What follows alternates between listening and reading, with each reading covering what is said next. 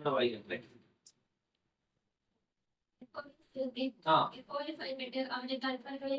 ഇവിടെ വചനം പറയുന്നു, യഹോവയെ സ്തുതിപ്പിൻ, യഹോവയെ ഭയപ്പെട്ട് അവന്റെ കൽപ്പനകളിൽ ഏറ്റവും ഇഷ്ടപ്പെടുന്ന മനുഷ്യൻ ഭാഗ്യവാൻ. നമുക്കറിയാം ഇവിടെ മനുഷ്യനെ പോലും ഭയമില്ലാത്ത കാലഘട്ടമായിരുന്നു. ഹല്ലേലൂയ. കാരണം മനുഷ്യർക്ക് ഭയം ഉണ്ടാകണം. ദൈവത്തെ ഭയപ്പെട്ടാൽ മാത്രമേ എന്തുണ്ടാകുള്ളൂ? ദൈവത്തിന്റെ സന്നിധിയിൽ നിന്ന്, ഭൂമിയിൽ നിന്ന് നമുക്കൊരു നന്മ അനുഭവിക്കാൻ കഴിയുള്ളൂ. ഹല്ലേലൂയ. അപ്പൊ നമ്മൾ എന്താ ചെയ്യേണ്ടത്? ദൈവത്തെ ഭയപ്പെടണം. അവിടെ വചനം പറയുന്നു, യഹോവയെ സ്തുതിപ്പിൻ, യഹോവയെ ഭയപ്പെട്ട് അവന്റെ കൽപ്പനകളിൽ ഏറ്റവും ഇഷ്ടപ്പെടുന്ന മനുഷ്യൻ എന്താണ്? ഭാഗ്യവാൻ. കാരണം നമുക്കറിയാം ഇന്ന് ലോകത്തിൽ കുറെ പദവിയുണ്ട്, ഭാഗ്യത്തിന്റെ പദവിയുണ്ട്. ലോട്ടറി അടിക്കുമ്പോൾ ഭാഗ്യവാൻ എന്ന് പറയാറുണ്ട്. നല്ല സമ്പത്ത് കുടുംബത്തിനകത്തുണ്ടെങ്കിൽ ഭാഗ്യവാൻ എന്ന് പറയുന്നത്. അല്ലെ വിവാഹം കഴിക്കുമ്പോൾ ഭാഗ്യവാൻ എന്ന് പറയുന്നുണ്ട്. അല്ല വാഹനം കിട്ടുമ്പോൾ ഭാഗ്യവാൻ എന്ന് പറയാറുണ്ട്. പക്ഷെ ഇതൊന്നുമല്ല ശരിക്കും ഭാഗ്യവാൻ. എന്താണ് ഭാഗ്യ പദവി? ശരിക്കും ഭാഗ്യമുള്ളത് ദൈവം കൂടെ നിൽക്കുമ്പോൾ മാത്രമാണ് നമ്മുടെ ജീവിതം യഥാർത്ഥമാകുന്ന ഭാഗ്യം. അല്ലേ മക്കളെ? കാരണം നമുക്കറിയാം, നമുക്കൊരു വിഷയം നമ്മുടെ ജീവിതത്തിൽ നിന്ന് കടന്നു. ഇപ്പൊ നമ്മുടെ അപ്പൻ കൂടെയാണ് നമ്മൾ ഭാഗ്യവാനെന്ന് പറയാം. നമ്മൾ കൊച്ചു കുഞ്ഞുങ്ങളാണ്. വഴിക്ക് പോകുന്ന സമയത്ത് ഒരു ആവശ്യമില്ല, ഒരു പട്ടി കടിക്കാനോ അല്ലെങ്കിൽ ഒരു മറ്റെന്തെങ്കിലും ഒരു ആക്സിഡന്റോ അല്ലെങ്കിൽ മറ്റെന്തെങ്കിലും ഒരു കാര്യങ്ങൾ, അപകടങ്ങൾ ജീവിതത്തിലേക്ക് കടന്നു വരാൻ സാഹചര്യമുണ്ടെങ്കിൽ നമ്മൾ ഏറ്റവും കൂടുതൽ ആശ്രയിക്കുന്ന നമ്മുടെ അപ്പനെ ആയിരിക്കും. എന്താ കാരണം? അപ്പൻ കൂടെ ഉണ്ടെങ്കിൽ ഭയപ്പെടേണ്ട ആവശ്യമില്ല. കാരണം നമ്മുടെ പിതാവ് നമ്മുടെ കൂടെ ഉണ്ടെങ്കിൽ നമുക്ക് ഭയപ്പെടേണ്ട ആവശ്യമുണ്ടോ? ഇല്ല. കാരണം നമ്മുടെ അപ്പൻ അറിയാതെ നമുക്കൊന്നും സംഭവിക്കുന്നില്ല. കാരണം അത്രമാത്രം നമ്മുടെ ജീവിതത്തിൽ എന്തുണ്ട്? ഒരു ഉറപ്പുണ്ട്. അപ്പൊ ആ വ്യക്തിയെ നോക്കിക്കൊണ്ട് വേണം പറയാൻ പറ്റും, എന്താണ്? അവളൊരു ഭാഗ്യവാനാണ്, അവളെ ഭാഗ്യവാന. നമ്മുടെ ജീവിതത്തിനകത്ത് എന്റെ അപ്പൻ എനിക്ക് എന്റെ ജീവിതത്തിൽ ഉള്ളത് കൊണ്ട് എനിക്കൊരു ഭാഗ്യമായിരുന്നു. കാരണം എന്റെ അമ്മ എന്റെ ജീവിതത്തിലുള്ളതുകൊണ്ട് എനിക്ക് ഭാഗ്യമായിരുന്നു. എന്റെ സഹോദരൻ എന്റെ ജീവിതത്തിലുള്ളത് കൊണ്ട് ഭാഗ്യമായിരുന്നു. പക്ഷേ നമുക്കറിയാം, നമ്മുടെ ഈ ഭൂമിയുടെ പരപ്പിൽ സഹോദരന്റെ അവസ്ഥ മാറും, സഹോദരന്റെ അവസ്ഥ മാറും, മാതാവിന്റെ അവസ്ഥ മാറും, പിതാവിന്റെ അവസ്ഥ മാറും. ഇതെല്ലാവരും മാറിയാലും ശരി, മാറാത്ത ഒരാളെ നമ്മൾ സേവിക്കണം. ആരെയാണ്? നമ്മുടെ സർവ്വശക്തനാകുന്ന കർത്താവായ യേശു ക്രിസ്തുവിനെ. അപ്പൊ കർത്താവായ യേശു നമുക്കറിയാം, ഒരു പെൺകുഞ്ഞിനെ കുറിച്ച് പറയുമ്പോൾ നമുക്കറിയാവുന്ന ഒരു കാര്യമുണ്ട്. ഒരു പെൺകുഞ്ഞ് ജനിച്ചു കഴിയുമ്പോൾ അവർ ഏറ്റവും കൂടുതൽ ആശ്രയിക്കുന്ന ആരെയാണ്? ഏറ്റവും ഒരു പെൺകുഞ്ഞ് ജനിച്ചു കഴിയുമ്പോൾ അവർ ഏറ്റവും കൂടുതൽ ആശ്രയിക്കുന്നത് ആരെയാണ്? അപ്പനെയും അമ്മയെയും. അപ്പൊ കുറച്ചു നാൾ കഴിയുമ്പോൾ അപ്പനെ കൂടുതൽ ആശ്രയിക്കും. അപ്പനെ കൂടുതൽ ആശ്രയിക്കുമ്പോൾ അപ്പൻ നല്ല വിദ്യാഭ്യാസം കൊടുക്കും. അവർക്ക് വേണ്ടതാകുന്ന വസ്ത്രങ്ങളും ആഹാരങ്ങളും എല്ലാം അപ്പൻ കൊടുക്കും. അല്ലെ? അപ്പൻ ഇവിടെ ഇങ്ങനെ കൊടുത്തുകൊണ്ടിരിക്കും. അവൾക്ക് കൊടുത്തു കഴിഞ്ഞ് പിന്നെ അപ്പന്റെ കാലം കഴിയുമ്പോൾ ഇവർക്ക് ഒരു ആശ്രയം വേണം. അതാരായിരിക്കും? ഭർത്താവ്. അല്ലേ? ഇല്ലേ? അപ്പൊ ആ അപ്പന്റെ കാലം കഴിയുമ്പോൾ അവർക്കൊരു ഭർത്താവ് ആശ്രയം വേണം. അപ്പൊ പിന്നെ എന്ത് ചെയ്യും? ഒരു വിവാഹത്തിന് വേണ്ടി അവളെ തയ്യാറാക്കി ഒരു പയ്യനെ അവനെ കണ്ടുപിടിച്ച് അവർക്ക് അവനേക്കാൾ പക്വതയുള്ള ഒരു പയ്യനെ പിടിച്ചു കൊടുത്തിട്ട് പിന്നെ ആരാണ് അവളെ സംരക്ഷിക്കുന്നത്? ഭർത്താവ്. അല്ലേ? അവളുടെ ജീവിതത്തിൽ അവളെ സംരക്ഷിക്കുന്നത് അവിടെ ഭർത്താവ്. ഭർത്താവിന്റെ നാളുകൾ കഴിഞ്ഞപ്പോ നല്ല രീതിയിൽ വാർദ്ധക്യമായി കഴിയുമ്പോൾ, ഒന്ന് കിടപ്പ് രോഗിയായി കഴിയുമ്പോൾ, അല്ലെങ്കിൽ ഈ ലോകത്തിൽ നിന്ന് മാറ്റപ്പെട്ടു കഴിയുമ്പോൾ പിന്നെ അവർക്കൊരു ആശ്രയം വേണം. അതാരായിരിക്കും? അതെ. അല്ലേ? അവർക്ക് ജനിക്കുന്ന മകനാണ് പിന്നെ ആശ്രയിക്കുന്നത്. കാരണം ലോകമില്ലേ, അത് ലോകത്തിന്റെ ചരിത്രമാണ്. കാരണം ആദ്യമേ അപ്പന്റെ സഹായം മനുഷ്യ, പിന്നീട് ലഭിക്കുന്ന സഹായം ഭർത്താവിന്റെ നന്മ ലഭിക്കും. ഭർത്താവിന്റെ സഹായം ലഭിക്കുന്നത് ഭർത്താവിന്റെ നന്മ കഴിയുമ്പോൾ, അവർ വാർദ്ധക്യമായി കഴിയുമ്പോൾ, അപ്പനൊരു പക്ഷേ ലോകത്തുനിന്ന് മാറ്റപ്പെട്ട് കഴിഞ്ഞാൽ പിന്നെ അവരെ സഹായിക്കുന്നത് മകനാണ്. അല്ലെ? അപ്പൊ പിന്നെ മകനാണ് ആശ്രയിക്കുന്നത്. അപ്പൊ നമുക്കറിയാം, ഓരോ കുടുംബത്തിനകത്ത് വാർദ്ധക്യമായ അമ്മമാരെ ഭാര്യയോട് വിളിച്ചു ചോദിച്ചിട്ട് എന്റെ അമ്മയ്ക്ക് കുഴപ്പമില്ല, ഉണ്ട്, പനിയുണ്ടോ, എന്തെങ്കിലും അസ്വസ്ഥതകളുണ്ടോ, എന്തെങ്കിലും ഉണ്ടോ എന്ന് ചോദിക്കും. കാരണം എന്താ? അപ്പൻ നമുക്ക്. അപ്പൊ ഭർത്താവ് എപ്പോഴും ചോദിക്കുന്ന കാര്യം എന്താ? ഈ എന്റെ അമ്മയ്ക്ക് എന്തെങ്കിലും കുഴപ്പമുണ്ട്. കാരണം എന്താണ്? അപ്പൻ മകന്റെ സംരക്ഷണയിൽ ആര് നിൽക്കുകയാണ്? അമ്മ. അല്ലേ? അപ്പൊ മകന്റെ സംരക്ഷണയിൽ ആര് നിൽക്കുന്ന? അമ്മ നിൽക്കുക. ഇപ്പൊ നമ്മുടെ അമ്മയോട് ചോദിച്ചാൽ അറിയാം, അമ്മയുടെ മകന്റെ കൂടെയാണ് അമ്മ നിൽക്കുന്നത്, മകളുടെ കൂടെയാണ് നിൽക്കുന്നത്. കാരണം ഇപ്പൊ അമ്മയ്ക്ക് ഒരു സഹായമാണ് ആ കുടുംബത്തിലുള്ള മകളും മകനുമാണ്. അല്ലെ? മരുമോകനാകാം, അല്ലെ സ്വന്തം മോനാകാം, അല്ലെ മരുമോളാകാം, അല്ലെ സ്വന്തം മോളാകാം. സംരക്ഷിച്ച അമ്മയുടെ മരണകാലം വരെയും ആരുണ്ടായിരിക്കും? അവർ എപ്പോഴും സംരക്ഷിച്ചു കൊടുക്കും. അടിക്കാനുള്ള ആഹാരം കൊടുക്കും, കൊടുക്കാനുള്ള വസ്ത്രങ്ങൾ കൊടുക്കും, എല്ലാ സംരക്ഷണം കൊടുക്കും. എന്നാൽ ഈ സംരക്ഷണത്തെക്കാൾ വലിയൊരു സംരക്ഷണം നമുക്ക് ഭൂമിയിൽ നേടിയെടുക്കേണ്ട ആവശ്യം. അതാരാണ് നമ്മുടെ സംരക്ഷകൻ? അല്ലേ?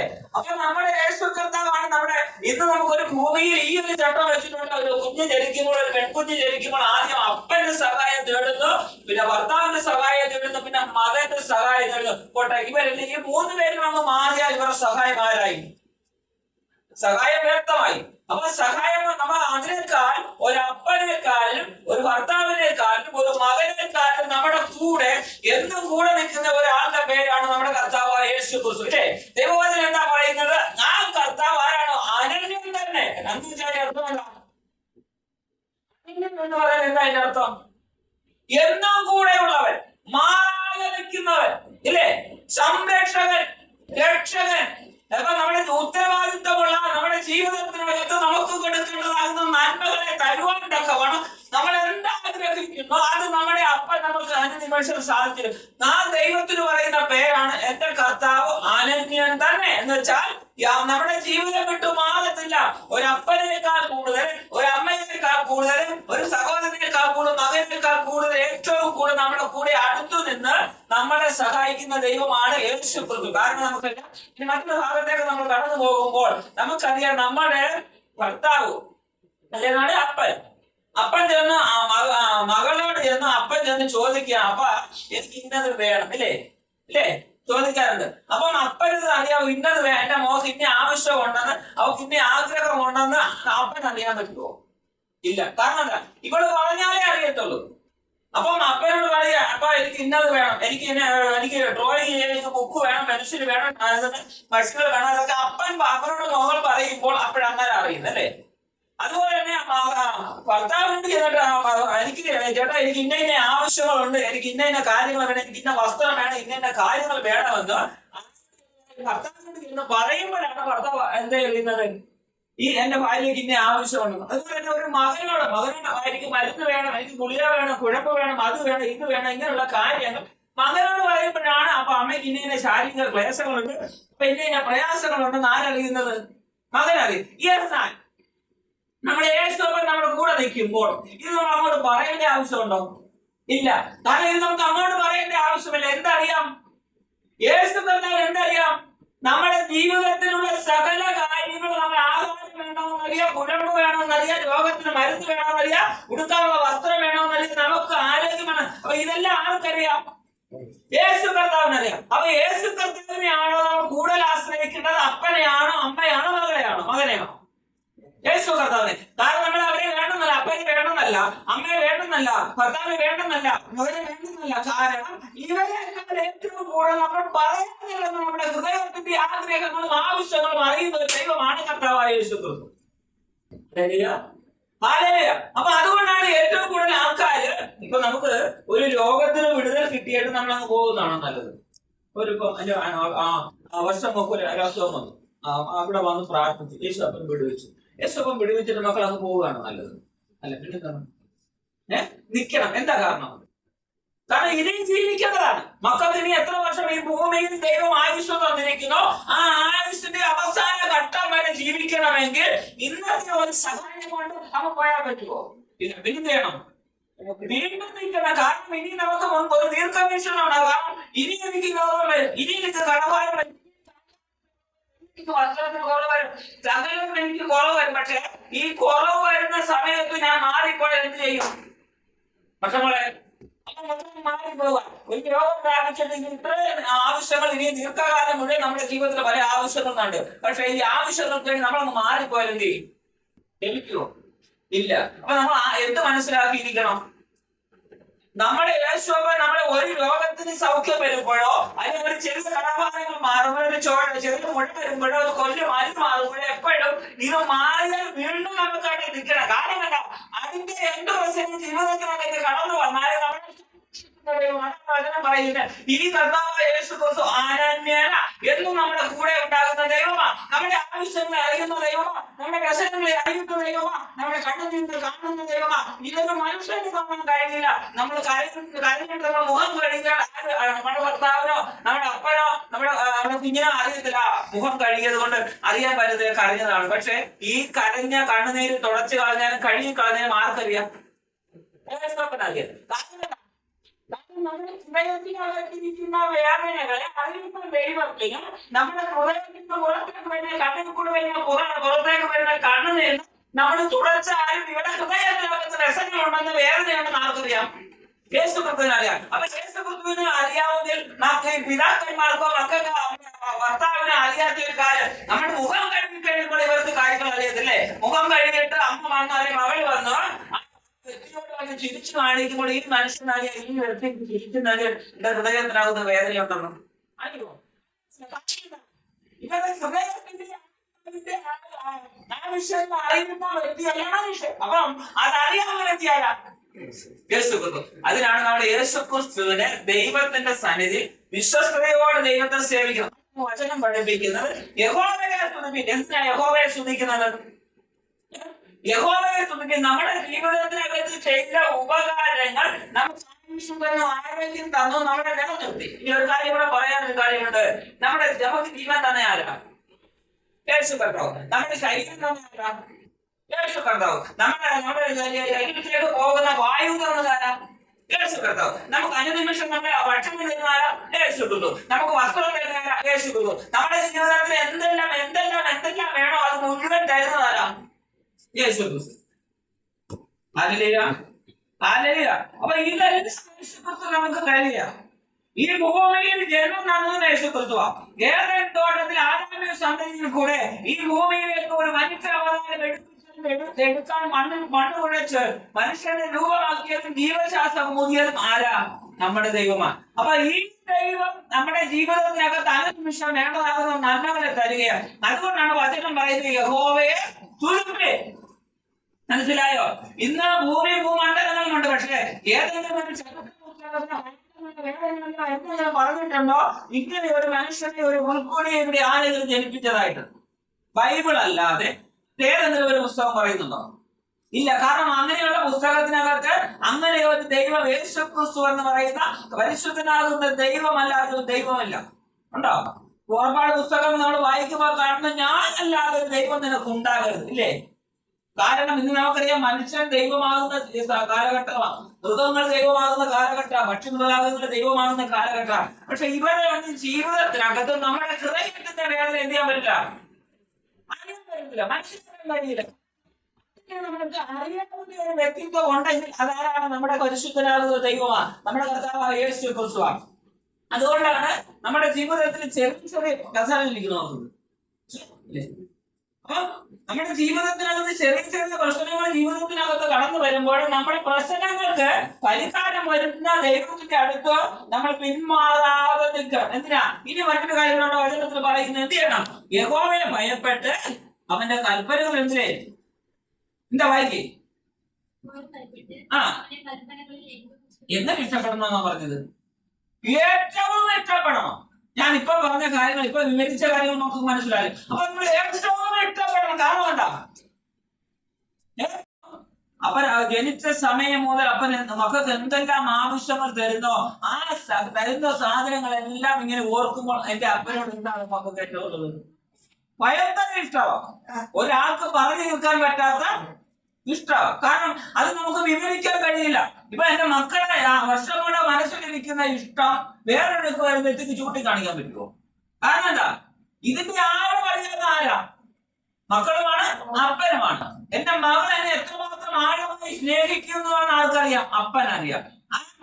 ആ മകൾക്കും അറിയാം. അതുപോലെ തന്നെ അപ്പൻ എന്തുമാത്രം എന്നെ സ്നേഹം. അപ്പൊ ഈ സ്നേഹത്തിന് ആരും ആർക്കറിയാം? നമുക്ക് രണ്ടുപേർക്കും അറിയാം, അല്ലെ?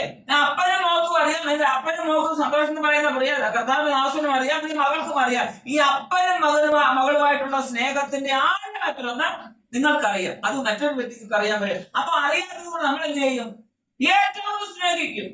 നമുക്ക് കൊടുക്കും സ്നേഹമാണ് അപ്പന് കൊടുക്കും. ശരി, വിളിച്ചു പറയുന്നു ഭയപ്പെട്ട് അവന്റെ കൽപ്പനകളിൽ ഏറ്റവും ഇഷ്ടപ്പെടണം. അപ്പൊ ഏറ്റവും ഇഷ്ടപ്പെടുന്നവർ അത് മറ്റുള്ളവർക്ക് വരച്ചു കാണിക്കാൻ പറ്റാത്ത, മറ്റുള്ളവർക്ക് മാറ്റി വയ്ക്കാൻ പറ്റാത്ത സ്നേഹത്തിന്റെ ഒരു ഉറവിടം.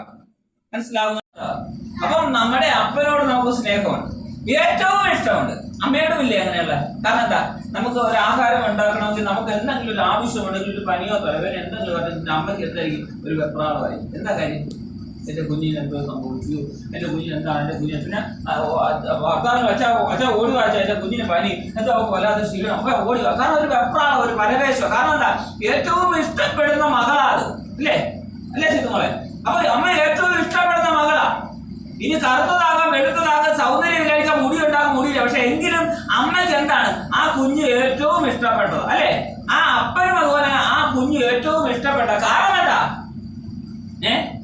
കാരണം എന്താ? എന്റെ മകളാ, എന്റെ മകനാ. അപ്പൊ എന്റെ മകനാ, എന്റെ മകളാണെന്നുള്ള ചിന്ത ഉള്ളത് കൊണ്ട് അപ്പൊ നമുക്ക് ഏറ്റവും ഇഷ്ടമാണ്. നമ്മുടെ അപ്പനെയും ഇഷ്ടമാ, അമ്മയെയും ഇഷ്ടമാ എന്ന് പറഞ്ഞതുപോലെ യേശു ക്രിസ്തുവിനെ ഏറ്റവും ഇഷ്ടപ്പെടുന്നതിന്റെ കാര്യം എന്താ? ഈ കൽപ്പനകൾ ഏറ്റവും ഇഷ്ടപ്പെടുന്ന മനുഷ്യന്റെ പേരാണ് ഭാഗ്യവാൻ. അപ്പൊ അവനൊരു ഭാഗ്യപദവിയുണ്ട്. എന്താണ്? ആ വചനത്തിന് പ്രവൃത്തി വെളിപ്പെടുത്തുക നമുക്ക് മനസ്സിലാകുന്നുണ്ട്. ഈ വചനം നമ്മൾ പഠിച്ചു കഴിയുമ്പോൾ നമ്മുടെ ജീവിതത്തിനകത്ത് ദൈവത്തിന്റെ സാന്നിധ്യം ഇറങ്ങും. ഹല്ലേലൂയ. അപ്പൊ ഏറ്റവും ഇഷ്ടപ്പെടുന്ന മനുഷ്യനാണെങ്കിൽ, അവന് ഭാഗ്യപദവി ഉണ്ടെങ്കിൽ അവൻ എന്താ ചെയ്യുന്നത്? ഈ വചനത്തിൽ ഏറ്റവും കൂടുതൽ അടുത്തിരിക്കാൻ ശ്രമിക്കും, അല്ലേ? അപ്പൊ ഏറ്റവും കൂടുതൽ അടുത്തിരിക്കുമ്പോൾ അവന്റെ ജീവിതത്തിനകത്ത് ഉണ്ടാകുന്ന കാര്യങ്ങളെ താഴോട്ട് വായിക്കും. ഇത് വായിക്കുന്നുള്ളതാകും. അവന്റെ സന്തതി ഭൂമിയിൽ ബലപ്പെട്ടിരിക്കും. ആ വ്യക്തിയെ നോക്കിക്കൊണ്ട് ദൈവം പറയുക, എന്റെ വചനത്തെ ഏറ്റവും ഇഷ്ടപ്പെടുന്ന മനുഷ്യൻ ഭാഗ്യവാനാണെങ്കിൽ അവന്റെ സന്തതി എന്ത് ചെയ്യും? ബലപ്പെടും. നമുക്കറിയാം, ഇവിടെ ഒരു കുടിയനാകുന്ന അപ്പന്റെ മകൻ എന്തായിരിക്കും? കുടിയനാകും, ഇല്ലേ? കുടിയനാകുന്ന അപ്പന്റെ മകൻ കുടിയനാകും. തെമ്മാടിയായി നടക്കുന്ന അപ്പന്റെ മകൻ എന്തായിരിക്കും? തെമ്മാടിയായത്. കള്ളനാകുന്ന അപ്പന്റെ മകൻ കള്ളനാകും. അപ്പം അപ്പൻ എന്ത് ചെയ്യുന്നു അത് തന്നെ ആര് പിന്തുടരും? മക്കളെ തലമുറ എന്ത് ചെയ്യും? അത് തന്നെ പിന്തുടരും. അപ്പൊ ശരി, ഇവിടെ വചനം പറയുന്ന യഹോവയെ ഭയപ്പെട്ട് കൽപ്പനകൾ ഏറ്റവും ഇഷ്ടപ്പെടുന്ന മനുഷ്യൻ ഭാഗ്യവാൻ, അവന്റെ സന്തതി ഭൂമിയിൽ ബലപ്പെട്ടിരിക്കും, അല്ലേ? അപ്പം അപ്പൊ അവിടെ രണ്ടു കാര്യങ്ങളാണ് ചേർത്ത് വരുന്നത്. അവന്റെ സന്തതി എന്ന് വെച്ചാൽ അവന്റെ സന്തതി ബലപ്പെടണമെങ്കിൽ, അവന്റെ സന്തതി അനുഗ്രഹിക്കപ്പെടണമെങ്കിൽ എന്തായിരിക്കും? ഈ വ്യക്തി ആരായിരിക്കുന്നു? അനുഗ്രഹിക്കപ്പെട്ടവനായിരിക്കും, അല്ലേ? അപ്പം ആ കൽപ്പനകൾ ഇഷ്ടപ്പെടുന്ന മനുഷ്യൻ അതിനെ ഞാൻ. അപ്പൊ ഞാൻ ഇഷ്ടപ്പെടുമ്പോൾ എന്റെ സന്തതി ബലപ്പെട്ടിരിക്കുമെങ്കിൽ അപ്പൊ ഞാനും എന്തായി? ബലപ്പെട്ടിരിക്കുക, അല്ലേ? അപ്പൊ ഞാനും ബലപ്പെട്ടിരിക്കുകയാണ്. അപ്പൊ ഞാൻ ബലപ്പെടുന്നതിനനുസരിച്ച് എന്റെ മകനും ബലപ്പെടും. ആശാരിപ്പണി ചെയ്യുന്ന അപ്പന്റെ മകൻ എന്ത് പണി ചെയ്യും? ആശാരിപ്പണി ചെയ്യും. കൊല്ലപ്പണി ചെയ്യുന്ന അപ്പന്റെ മകൻ എന്ത് ചെയ്യും? കൊല്ലപ്പണി. കമ്പ്യൂട്ടർ വർക്ക് ചെയ്യുന്ന ഒരു അപ്പനാണെങ്കിൽ ആ മകൻ എന്ത് ചെയ്യും? Computer work. എന്നുവെച്ചാൽ ഇവിടെ നമ്മുടെ ദൈവവചനം പറയുന്നു, യഹോവയായ ദൈവം അല്ലെ പുത്രനാകുന്ന യേശു ക്രിസ്തു ഒരു മനുഷ്യന്റെ ജീവിതത്തിനകത്ത് കൊടുക്കുന്ന അനുഗ്രഹം എങ്ങനെയാണ്? തലമുറയായി. എത്ര തലമുറയാ? 1000 തലമുറ. ഒരു തലമുറയാണോ? അല്ല. 2 തലമുറയാണോ? അല്ല. 10 ആണോ? 100 ആണോ? അല്ല. 1000 തലമുറയിൽ മേലും ദൈവത്തിന്റെ സാന്നിധ്യം ഇറങ്ങിയ. അപ്പൊ നമ്മൾ എന്താ ചെയ്യേണ്ടത്? ഈ വചനത്തെ യഹോവയെ സ്തുതിക്കണം. 2, യഹോവയെ ഭയപ്പെടണം. 3, അവന്റെ വചനത്തെ ഏറ്റവും ഇഷ്ടപ്പെടണം. അപ്പൊ ഈ 3 കാര്യങ്ങൾ നമ്മുടെ ജീവിതത്തിൽ ചെയ്യുമ്പോൾ അതെന്താണ്? നമുക്കറിയാം, ഒരു ശാപ ജീവിതത്തിനകത്ത് കടന്നു വന്നാൽ വചനം പറയുന്ന അവന്റെ 4ാം തലമുറ വരെ എന്ത് ചെയ്യും? ശാപം ചെയ്യും. പക്ഷേ അനുഗ്രഹ ജീവിതത്തിനകത്ത് കടന്നു വന്നാൽ 1, 2 തലമുറയില്ല, 4 അല്ല, 1000 തലമുറയിൽ എന്ത് ചെയ്യും? അനുഗ്രഹം ഉണ്ടാകും. അപ്പൊ നമ്മളിത് മനസ്സിലാക്കിയിരിക്കുന്ന ഒരു കാര്യം, നമ്മുടെ ജീവിതത്തിനകത്ത് യഹോവയെ ഭയപ്പെട്ടവന്റെ കൽപ്പനകൾ ഏറ്റവും ഇഷ്ടപ്പെടുന്ന മനുഷ്യൻ ഭാഗ്യവാന്റെ സന്തതി ഭൂമിയിൽ ബലപ്പെട്ടിരിക്കും. നേരുള്ളവർ തലമുറ. അതാരായിരിക്കും നേരുള്ളവർ?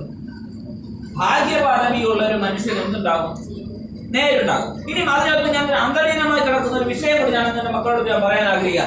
യഹോവയായ ദൈവത്തിന്റെ വചനം അല്ലെ പുത്രനാകുന്ന യേശു ക്രിസ്തുവിനെ ഇഷ്ടപ്പെടുന്ന മനുഷ്യന്റെ ജീവിതത്തിനകത്ത്, നമ്മുടെ ജീവിതത്തിനകത്ത് അപ്പോഴും എന്തുണ്ടാകുന്നത്? പരിശുദ്ധാത്മാവിന്റെ സാന്നിധ്യമാണ്. മനസ്സിലാകുന്നുണ്ടോ മക്കൾക്ക്?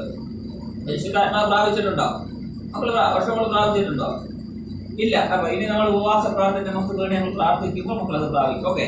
അപ്പൊ നമ്മുടെ ജീവിതത്തിനകത്ത് ഈ യേശു ക്രിസ്തുവിനെ നമ്മുടെ ജീവിതത്തിന്റെ രക്ഷകനായി സ്വീകരിച്ചു കഴിയുമ്പോൾ നമ്മുടെ ജീവിതത്തിനകത്ത് പരിശുദ്ധാത്മാവിന്റെ സാന്നിധ്യം ഇറങ്ങും. ഓക്കെ. അപ്പൊ നമ്മൾ രക്ഷിക്കപ്പെടും. മക്കൾ പോകണോ? എനിക്ക് അപ്പൊ ഈ നമ്മൾ ദൈവത്തെ ഭയപ്പെട്ട് കഴിയുമ്പോൾ, കൽപ്പനകൾ ഏറ്റവും ഇഷ്ടപ്പെട്ട് കഴിയുമ്പോൾ 3ാമതായിട്ട് എത്തി നമ്മുടെ അടുത്ത് വരിക ആരാണ്? പരിശുദ്ധാത്മാവ്. പരിശുദ്ധാത്മാവ് ജീവിതത്തിനകത്ത് കടന്നു വരുമ്പോൾ, എന്റെ വർഷമോടെ ഞാൻ പറയുകയാണ്, വർഷമൊക്കെ അപ്പൊ വിഷമമില്ലല്ലോ, വർഷമോടെ ജീവിതത്തിനകത്ത് എന്തെങ്കിലും തെറ്റായ ഒരു കാര്യം വരിക, മക്കൾ തെറ്റായ ഒരു കാര്യം മക്കൾ മമ്മിയോട് പറയോ അല്ലെ പപ്പയോട് പറയോ അല്ലെ ചെയ്യുവാണെങ്കിൽ മക്കളുടെ ഉള്ളിൽ ഇരുന്നിട്ട് ഒരാൾ പറയും, മക്കളെ വർഷമോളെ നീ അത് ചെയ്തത് ശരിയായി, മനസ്സിലായോ? കാരണം ഈ പരിശുദ്ധ ആത്മാവിന്റെ സാന്നിധ്യം ജീവിതത്തിനകത്ത് കടന്നു വരുമ്പോൾ ആ മകന്റെ ആളും മകളുടെ ഉള്ളിൽ ഇരുന്നുകൊണ്ട് പറയും, മക്കളെ നീ ഇത് ചെയ്തത് തെറ്റാണ്. അപ്പൊ നമ്മൾ എന്ത് ചെയ്യും? ഇത് തെറ്റിക്കും ഇല്ല. അപ്പൊ നമുക്ക് എന്ത് ചെയ്ത് ആ തെറ്റിൽ നിന്ന് ഒരു മോചനം പ്രാപിച്ചു. ആ 1-2 പ്രാവശ്യം വായിക്കുക, പിന്നീട് മക്കൾ ആ തെറ്റ് ചെയ്യുമോ? ഇല്ല. എന്താ കാര്യം? അപ്പൊ അവരുടെ ജീവിതത്തിനകത്ത് എന്തുണ്ടായി? നേരുണ്ടായി. ശരിയല്ലേ? നിങ്ങൾക്ക് മനസ്സിലാവുന്നുണ്ടോ? അപ്പം ഈ നമ്മുടെ ജീവിതത്തിലേക്ക് പരിശുദ്ധ ആത്മാവിന്റെ സാന്നിധ്യം അങ്ങോട്ട് ഇറങ്ങുമ്പോൾ, നമ്മുടെ ജീവിതത്തിൽ വരുന്ന കുറവശങ്ങളെ വെളിപ്പെടുത്തുമ്പോൾ, നമ്മൾ അതിനെ കർത്താവേ എന്റെ ജീവിതത്തിൽ തെറ്റ് പറ്റിപ്പോയി എന്ന് വർഷമോളം നിങ്ങളോട് പറയുമ്പോൾ എന്ത് ചെയ്യും? ദൈവം അപ്പോൾ തന്നെ നമ്മുടെ ജീവിതത്തിനകത്ത് ആ പാവത്തെ എടുത്തു മാറ്റി കഴിയുമ്പോൾ പിന്നെ നമ്മൾ ചെയ്യത്തില്ല. കാരണം നമ്മളിപ്പോ ആരായി? നീതിമാനായി. അപ്പൊ നീതിമാനായിരിക്കുമ്പോൾ അതുകൊണ്ടാണ് വചനം അവിടെ പറയുന്നത് എന്താണ്? ആ നേരുള്ളവരുടെ തലമുറ അനുഗ്രഹിക്കപ്പെടും. അപ്പൊ അവർക്ക് നീതിയും നേരും ഒന്നാണ്. അപ്പം ഈ അവരുടെ ജീവിതത്തിനകത്ത് ഇന്നലെ വരെ നമ്മൾ എന്തെങ്കിലും അപ്പനമ്മമാരെ വഴക്ക് പറയോ അല്ലെ മറ്റെന്തെങ്കിലും ചെയ്തിട്ടുണ്ട്. പക്ഷേ ഇപ്പൊ നമുക്കിത് പെട്ടെന്ന് നമുക്കിത് മനസ്സിൽ വന്നപ്പോ, പിന്നെ ഈ ദൈവത്തെ സ്വീകരിച്ചു കഴിഞ്ഞപ്പോൾ നമ്മുടെ ജീവിതത്തിനകത്ത് തെറ്റായ ഒരു കാര്യങ്ങൾ കടന്നു വന്നപ്പോൾ എന്ത് ചെയ്തില്ല? നമുക്ക് ഇത് മനസ്സിലായത് കൊണ്ട് പിന്നെ നമ്മൾ എന്ത് ചെയ്തില്ല? പിന്നീട് നമ്മളത് മാതാപിതാക്കളെ അനുസരിക്കാതിരിക്കുകയോ അല്ലെ അവരെ കുറ്റം പറയുകയോ അല്ലെ അവരെ വഴക്ക് പറയുകയോ അല്ലെ തെറ്റായ ഒരു കാര്യങ്ങൾ ചെയ്ത് ആ വ്യക്തിയുടെ ജീവിതത്തിനകത്ത് സഡൻ നടക്കുന്ന ഒരു സംഭവം നീതിമാൻ, അത് നേരാണ്. ആ മനുഷ്യൻ നേരോടെ അപ്പൊ നടക്കും. പിന്നീട് നമ്മൾ തെറ്റായ മാർഗം ചെയ്യുമോ മക്കളെ? ഇതുപോലെ ചെയ്യുമോ? ഇല്ല. എന്താ കാര്യം? കാരണം നമുക്കത് മനസ്സിലായി ഇല്ലേ? നമുക്കത് മനസ്സിലായപ്പോൾ നമ്മൾ പിന്നെ എന്ത് ചെയ്യില്ല? ഇത് തെറ്റ് ചെയ്തില്ല. അപ്പൊ ആ വ്യക്തി ആരാണ്? നേരുള്ളവർ. ആ വ്യക്തികളെ നോക്കിക്കൊണ്ടാണ് വചനം പറയുന്നത്, നേരുള്ളവരുടെ തലമുറ എന്ത് ചെയ്യും? അനുഗ്രഹിക്കപ്പെടും. വായിക്കും മക്കൾ താഴോട്ട്.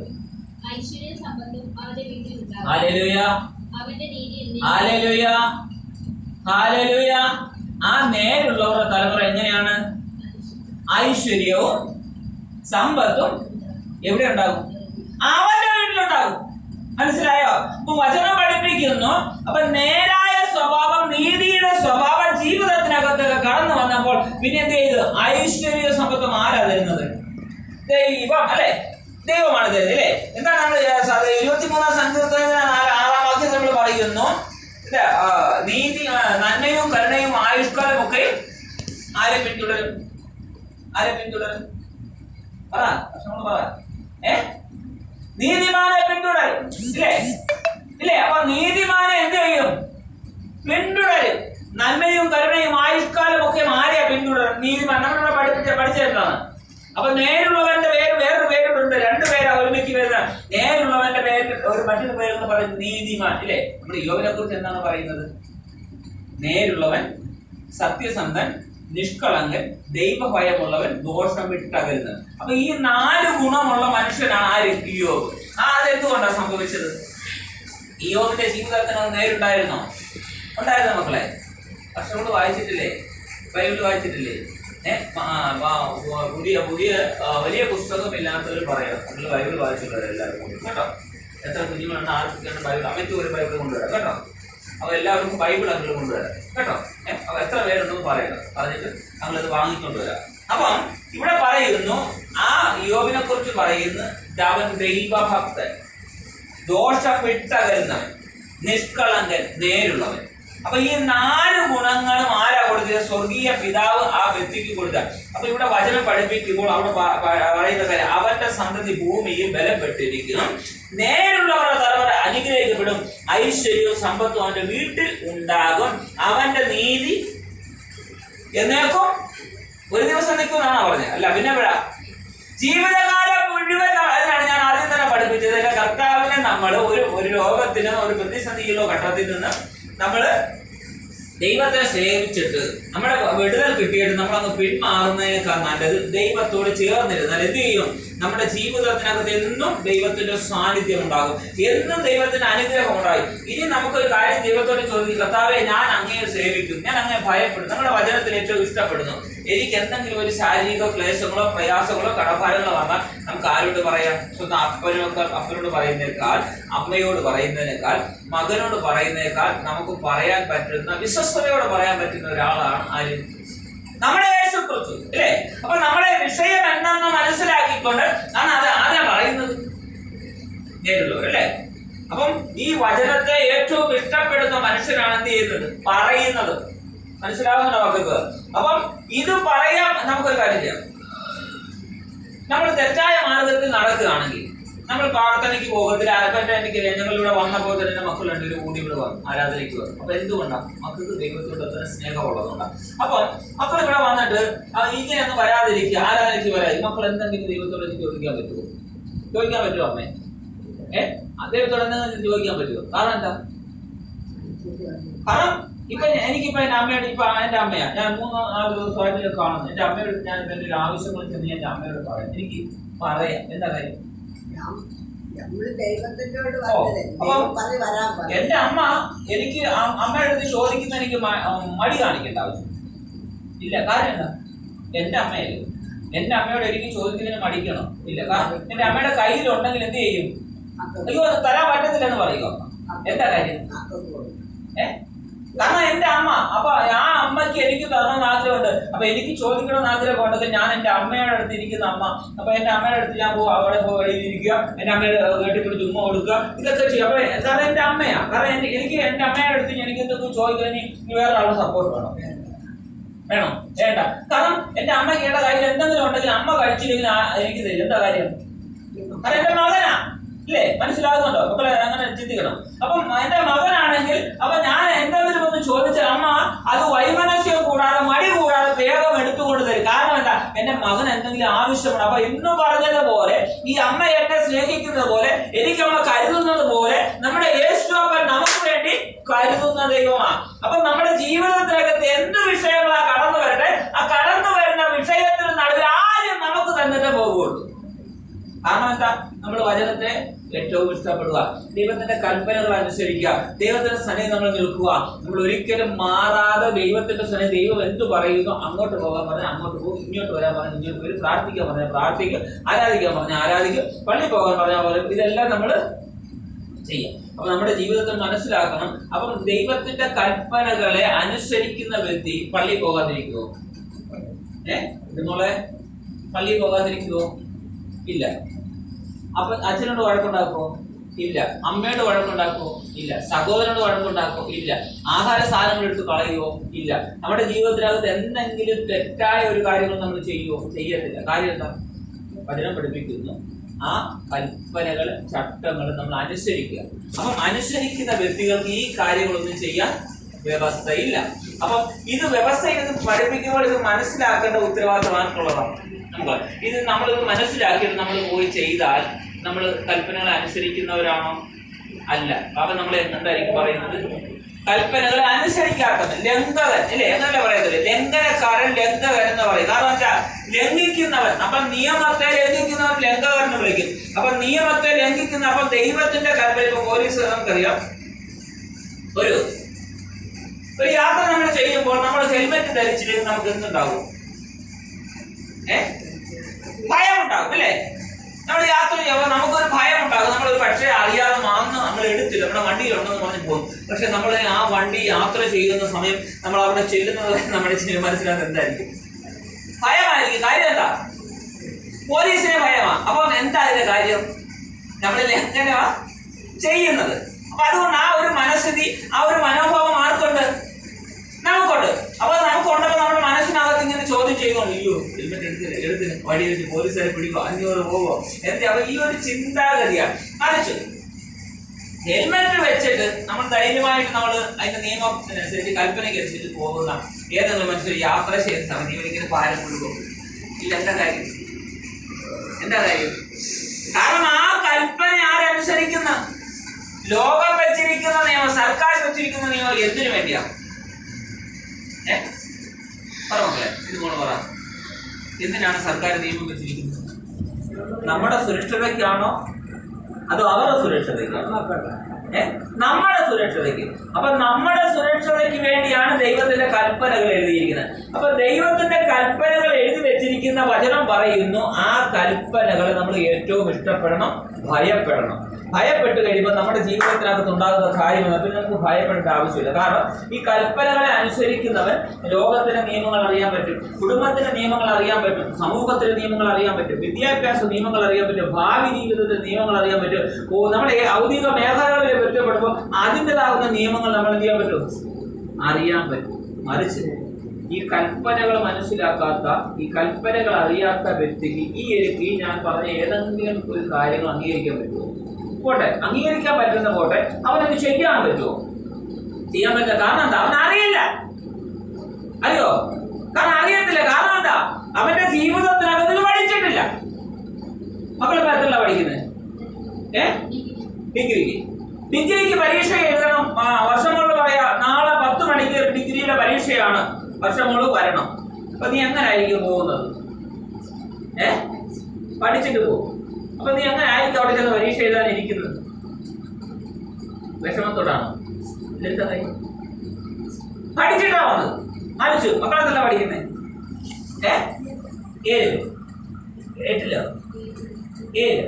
7ാം ക്ലാസ്സിൽ പഠിക്കുന്ന ഈ മകളോട് പറയാ, നീ പോയി വർഷയുടെ പരീക്ഷ എഴുതാൻ പറഞ്ഞ എന്തായിരിക്കും ഈ മകളുടെ ചിന്ത എന്തായിരിക്കും? ഭയമായിരിക്കും.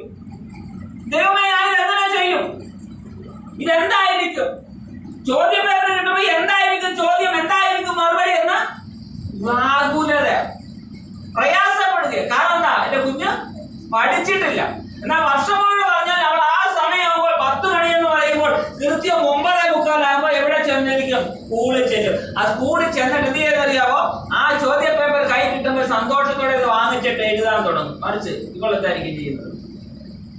ആ പേപ്പർ വാങ്ങിച്ചിട്ട് എന്ത് ചെയ്യും? ഇവർക്ക് കരച്ചിലാണോ, സങ്കടമാണോ, വിഷമമാണോ, പുറത്ത് പറയാൻ പറ്റാത്ത ഒരു മാനസിക സംഘർഷം ഉണ്ടാവും. കാരണം എന്താ? ഇവളിത് പഠിച്ചിട്ടില്ല. ഇതുപോലെ പഠിക്കാത്തത് കൊണ്ട് ഇവർക്ക് ഇതിന്റെ അർത്ഥം മനസ്സിലാകുന്നില്ല. പക്ഷെ വർഷമോട് പഠിച്ചത് കൊണ്ട് വർഷമൊക്കെ മനസ്സിലാകുന്ന ഇതിന്റെ അർത്ഥം ഇന്നതാ. അപ്പൊ ഒരു ചോദ്യം കേൾക്കുമ്പോൾ ഇന്ന ദിവസം അതിൽ ഇത്ര നമ്പറിന് പഠിച്ച ഭാഗം എന്ത് ചെയ്യും? അതിന്റെ ചോദ്യം ഇന്നതാണ് എന്ന് പറയുന്നത് അതിന്റെ വള്ളിക്ക് പുള്ളിക്ക് മാറ്റമില്ലാതെ എന്ത് ചെയ്യും? എഴുതാൻ പറ്റും. എഴുതി പൂർണ്ണമാകുന്ന വിജയം കരസ്ഥമാക്കാൻ പറ്റും. എന്നാൽ നീതിമോക്കം ചെയ്യാൻ പറ്റുമോ?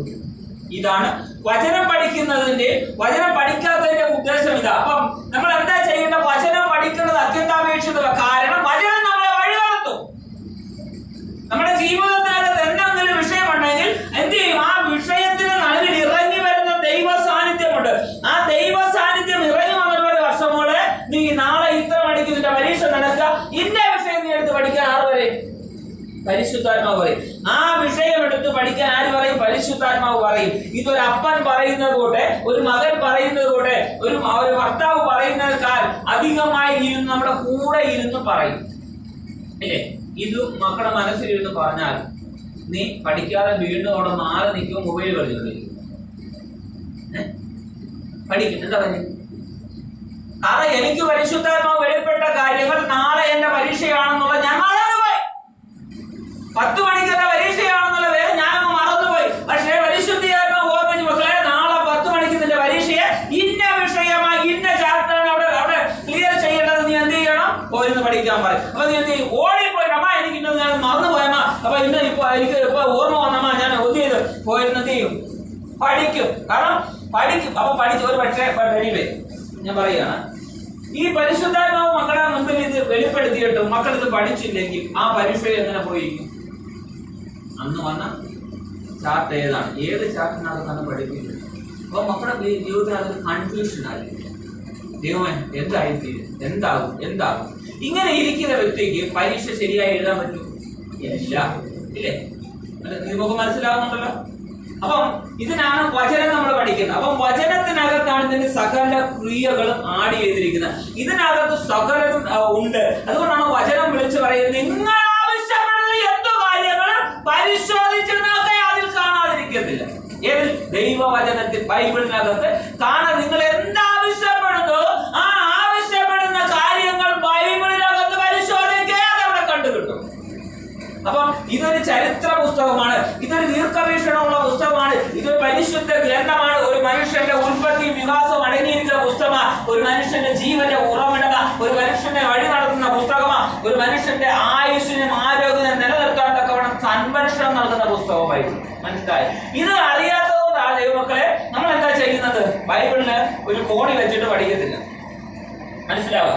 നമ്മളൊരു കോണി വെച്ചുകൊണ്ടിരിക്കും. ഒരു പക്ഷേ ഇതിനകത്ത് ഇപ്പം നമുക്കറിയാം, പല ഭവനത്തിനകത്ത് ചെന്ന് കഴിഞ്ഞാൽ ചിട്ടിക്കാരുടെ കാർഡ്, ബ്ലേഡ് കാർഡ്, മടിയുടെ card, ration card, diet card, Aadhaar card, എല്ലാ കാർഡും ആയിട്ട് ഇരിക്കുന്നത്. കാരണം ഇതിനകത്ത് ആരും നോക്കാത്തതിന് ആർക്കറിയാം ഇല്ലേ? അപ്പൊ ഇതിനകത്ത് വെക്കേണ്ട കാർഡ് ഇതൊന്നും അല്ല ഇല്ലേ, നമ്മുടെ ഹൃദയമായി ഇതിനകത്ത് വെക്കേണ്ടത്. കാരണം എന്താ? അവിടെ വചനം പറയുന്നു, നമുക്ക് ആവശ്യമുള്ളതിനെ പരിശോധിക്കൂ, അതിനകത്ത് കണ്ടു കിട്ടാൻ കഴിയും ഇല്ലേ? ഒരു മനുഷ്യന്റെ ജീവിതത്തിന് ഉൽപ്പത്തി വികാസമായിരിക്കുന്ന അവൻ ഈ ഭൂമിയിൽ ജനിക്കുന്ന സമയം മുതൽ അവൻ മരിച്ചു മണ്ണടിഞ്ഞ് അവൻ നിത്യത കരസ്ഥമാക്കുന്നത് വരെ ഈ പുസ്തകത്തിനകത്ത് രേഖപ്പെടുത്തി. അതുകൊണ്ടാണ് പറഞ്ഞത്, ഇതിനകത്ത് നിങ്ങൾ പരിശോധിച്ച് നോക്കൂ, എല്ലാം അതിനകത്ത് പറഞ്ഞ മക്കളെ ഒരു വൈഷമ്യം ബുദ്ധിമുട്ടല്ലോ. നിങ്ങൾ പഠിപ്പിക്കുന്ന എന്തെങ്കിലും പ്രയാസം തോന്നുന്നുണ്ടോ? ഇല്ല. കാരണം വചനം നമ്മൾ പഠിക്കുമ്പോൾ എൻ്റെ മക്കളുടെ വിദ്യാഭ്യാസമൊക്കെ ഉയരങ്ങളിലേക്ക് പോകും.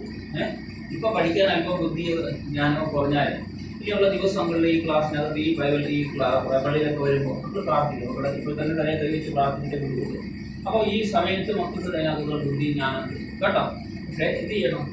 പഠിക്കണം, വചനം പഠിക്കണം. അപ്പോൾ ഈ കുറച്ച് ദിവസം ഈ ആഴ്ച കഴിഞ്ഞാൽ അടുത്ത ആഴ്ചയിൽ എത്ര പേരുണ്ടെന്ന് പറഞ്ഞാൽ പറഞ്ഞ വ്യക്തികൾക്ക് എത്ര ബൈബിൾ വേണമെന്ന് ഞാൻ നമ്മൾ വാങ്ങിക്കൊണ്ട് വരാം കേട്ടോ. അത് സൂക്ഷിച്ച് വെച്ചിട്ട് മക്കളിൽ നിന്ന് പഠിക്കണം. എപ്പോഴും നമ്മൾ പഠിക്കുന്ന സമയത്ത് നമ്മൾ റെഗുലറാകുന്ന വിദ്യാഭ്യാസം ചെയ്തിട്ട് ആദ്യം രാവിലെ എഴുന്നേറ്റ് നമ്മുടെ കൈ കാലൊക്കെ കൈ പല്ലൊക്കെ തേച്ച് വൃത്തിയായി നമ്മുടെ ശരീരത്തിൽ വരുന്നതാകുന്ന ശുദ്ധിയെല്ലാം വരുത്തിയിട്ട് നമ്മൾ ആദ്യം പോയി പഠിക്കാനിരിക്കുന്നത്. എനിക്ക് ജ്ഞാനം നൽകണം. വചനം പറയുന്ന കർത്താവിൽ പൈതൽ വളർന്നു, ജ്ഞാനം നിറഞ്ഞു, ആത്മാവിൽ ബലം. 2:40 പറയും. അപ്പം പൈതൽ വളർന്നു, ജ്ഞാനം നിറഞ്ഞു, ആത്മാവിൽ ബലപ്പെട്ടു, ദൈവകൃപ അവരുടെ മേലുണ്ടായിരുന്നു. അപ്പോൾ ഇത് നമ്മൾ പറഞ്ഞ് പ്രാർത്ഥിക്കുമ്പോൾ ദൈവം നമുക്ക് പഠിക്കാനുള്ള ബുദ്ധിയും ജ്ഞാനം തരും. അപ്പോൾ ഈ ബുദ്ധിയും ജ്ഞാനം നമുക്ക് തരുമ്പോൾ പിന്നീട് നമുക്ക് ആ പഠിക്കുന്ന റെഗുലറാകുന്ന അല്ലെങ്കിൽ വിദ്യാഭ്യാസ മേഖല നമ്മൾ പഠിക്കുന്ന കാര്യങ്ങൾ നമുക്ക് ബുദ്ധിമുട്ട് വരില്ല. കാരണം എന്താണെന്ന് അറിയാമോ? ഇപ്പം ഞാൻ പറഞ്ഞതുപോലെ നമ്മുടെ ഹൃദയത്തിനകത്ത് എന്തെങ്കിലും ഒരു വിഷയം നമുക്ക് ഒരു കൺഫ്യൂഷൻ, അതേപോലെ ഇതെന്തായാലും ഇതിൻ്റെ അർത്ഥമൊന്നും മനസ്സിലാക്കാൻ കഴിയാതെ നമ്മൾ ഭാരപ്പെട്ടിങ്ങനെ നിൽക്കുന്ന സമയത്ത് എന്ത് ചെയ്യുമെന്നറിയാവോ? പെട്ടെന്ന് പരിശുദ്ധി ആത്മാവിന്റെ സാന്നിധ്യം ആ ഇതുമുകളിലേക്ക് ഇറങ്ങി വന്നത് പറയും, മക്കളെ ഇന്നതാണ് ഇന്ന വിഷയം എടുത്ത് പഠിക്കാൻ പറയും. അപ്പൊ ആ വിഷയം എടുത്ത് പഠിക്കുമ്പോൾ എന്ത് ചെയ്ത് ഈ വിഷയത്തിന് മറുപടി കിട്ടും. മനസ്സിലായോ? അപ്പൊ ഇത് നമ്മളെ കാൽക്കുലേഷൻ ചെയ്യുന്ന, നമ്മളെ കൊണ്ടുപോകുന്ന പരിശുദ്ധി ആത്മാവാണ്. അപ്പൊ പരിശുദ്ധി ആത്മാവ് നമ്മളെ ഇങ്ങനെ കാൽക്കുലേഷൻ ചെയ്ത് നമ്മൾ എന്താ പഠിക്കുന്നത്, നമ്മളെ തെറ്റായ മാർഗമില്ല, തെറ്റായ കാര്യങ്ങൾ വീട്ടിനകത്ത് കടന്നു വന്നാൽ അപ്പോഴേ പറയും നമ്മളെ ഇന്നത് തെറ്റാ, ഇന്നത് ശരിയാണ്.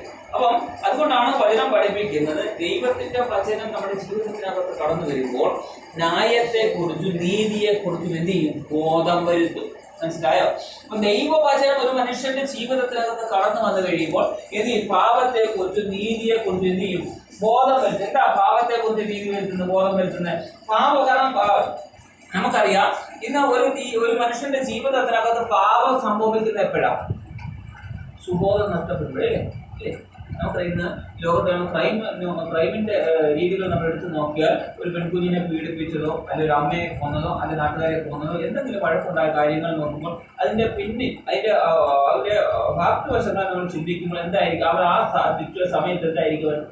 ഒന്നീ മദ്യത്തിന് അടിമയായിരിക്കും, ഇല്ലെങ്കിൽ മയക്കുമരുന്ന് അടിമപ്പെടാൻ, ഇല്ലെങ്കിൽ മറ്റെന്തെങ്കിലും മാനസികമാകുന്ന സംഘർഷം അനുഭവിക്കുന്ന സാഹചര്യത്തിന് നടുവിലാണെങ്കിൽ തെറ്റായ രീതി ചെയ്തത്. ഇപ്പൊ ഈ മാനുഷ്യമാകുന്ന പാപം എന്ന് പറയുന്ന പ്രവൃത്തി, മദ്യപാനം, മയക്കുമരുന്ന്, വെറിക്കൂത്താകുന്ന പാപ ജീവിതത്തിനകത്ത് കടന്നു വരുമ്പോൾ എന്ത് ചെയ്യും? നമ്മുടെ ജീവിതത്തിന് മക്കളെ അത് തെറ്റാണെന്ന് പറഞ്ഞ് മനസ്സിലാക്കും. അതാണ് പാപത്തെക്കുറിച്ച് നീതി വരുന്നത്. അപ്പൊ പാപത്തെക്കുറിച്ച് ബോധം വരുന്നത്. അപ്പൊ ബോധം വരുമ്പോൾ നമുക്കറിയാം, പത്രോസിന്റെ ലേഖനം പറയുന്നു, ആ കാരാഗ്രഹത്തിൽ കിടന്ന പത്രോസിന് എന്ത് സുബോധമാണെന്ന് പറയും. ഓക്കെ, അപ്പം അതുവരെ എന്തിലായിരുന്നു? സുബോധം ഇല്ലായിരുന്നു. പക്ഷേ അപ്പം ആ സമയത്ത് സുബോധം വന്നപ്പോൾ അവനോട് പറഞ്ഞ് എന്ത് ചെയ്തു?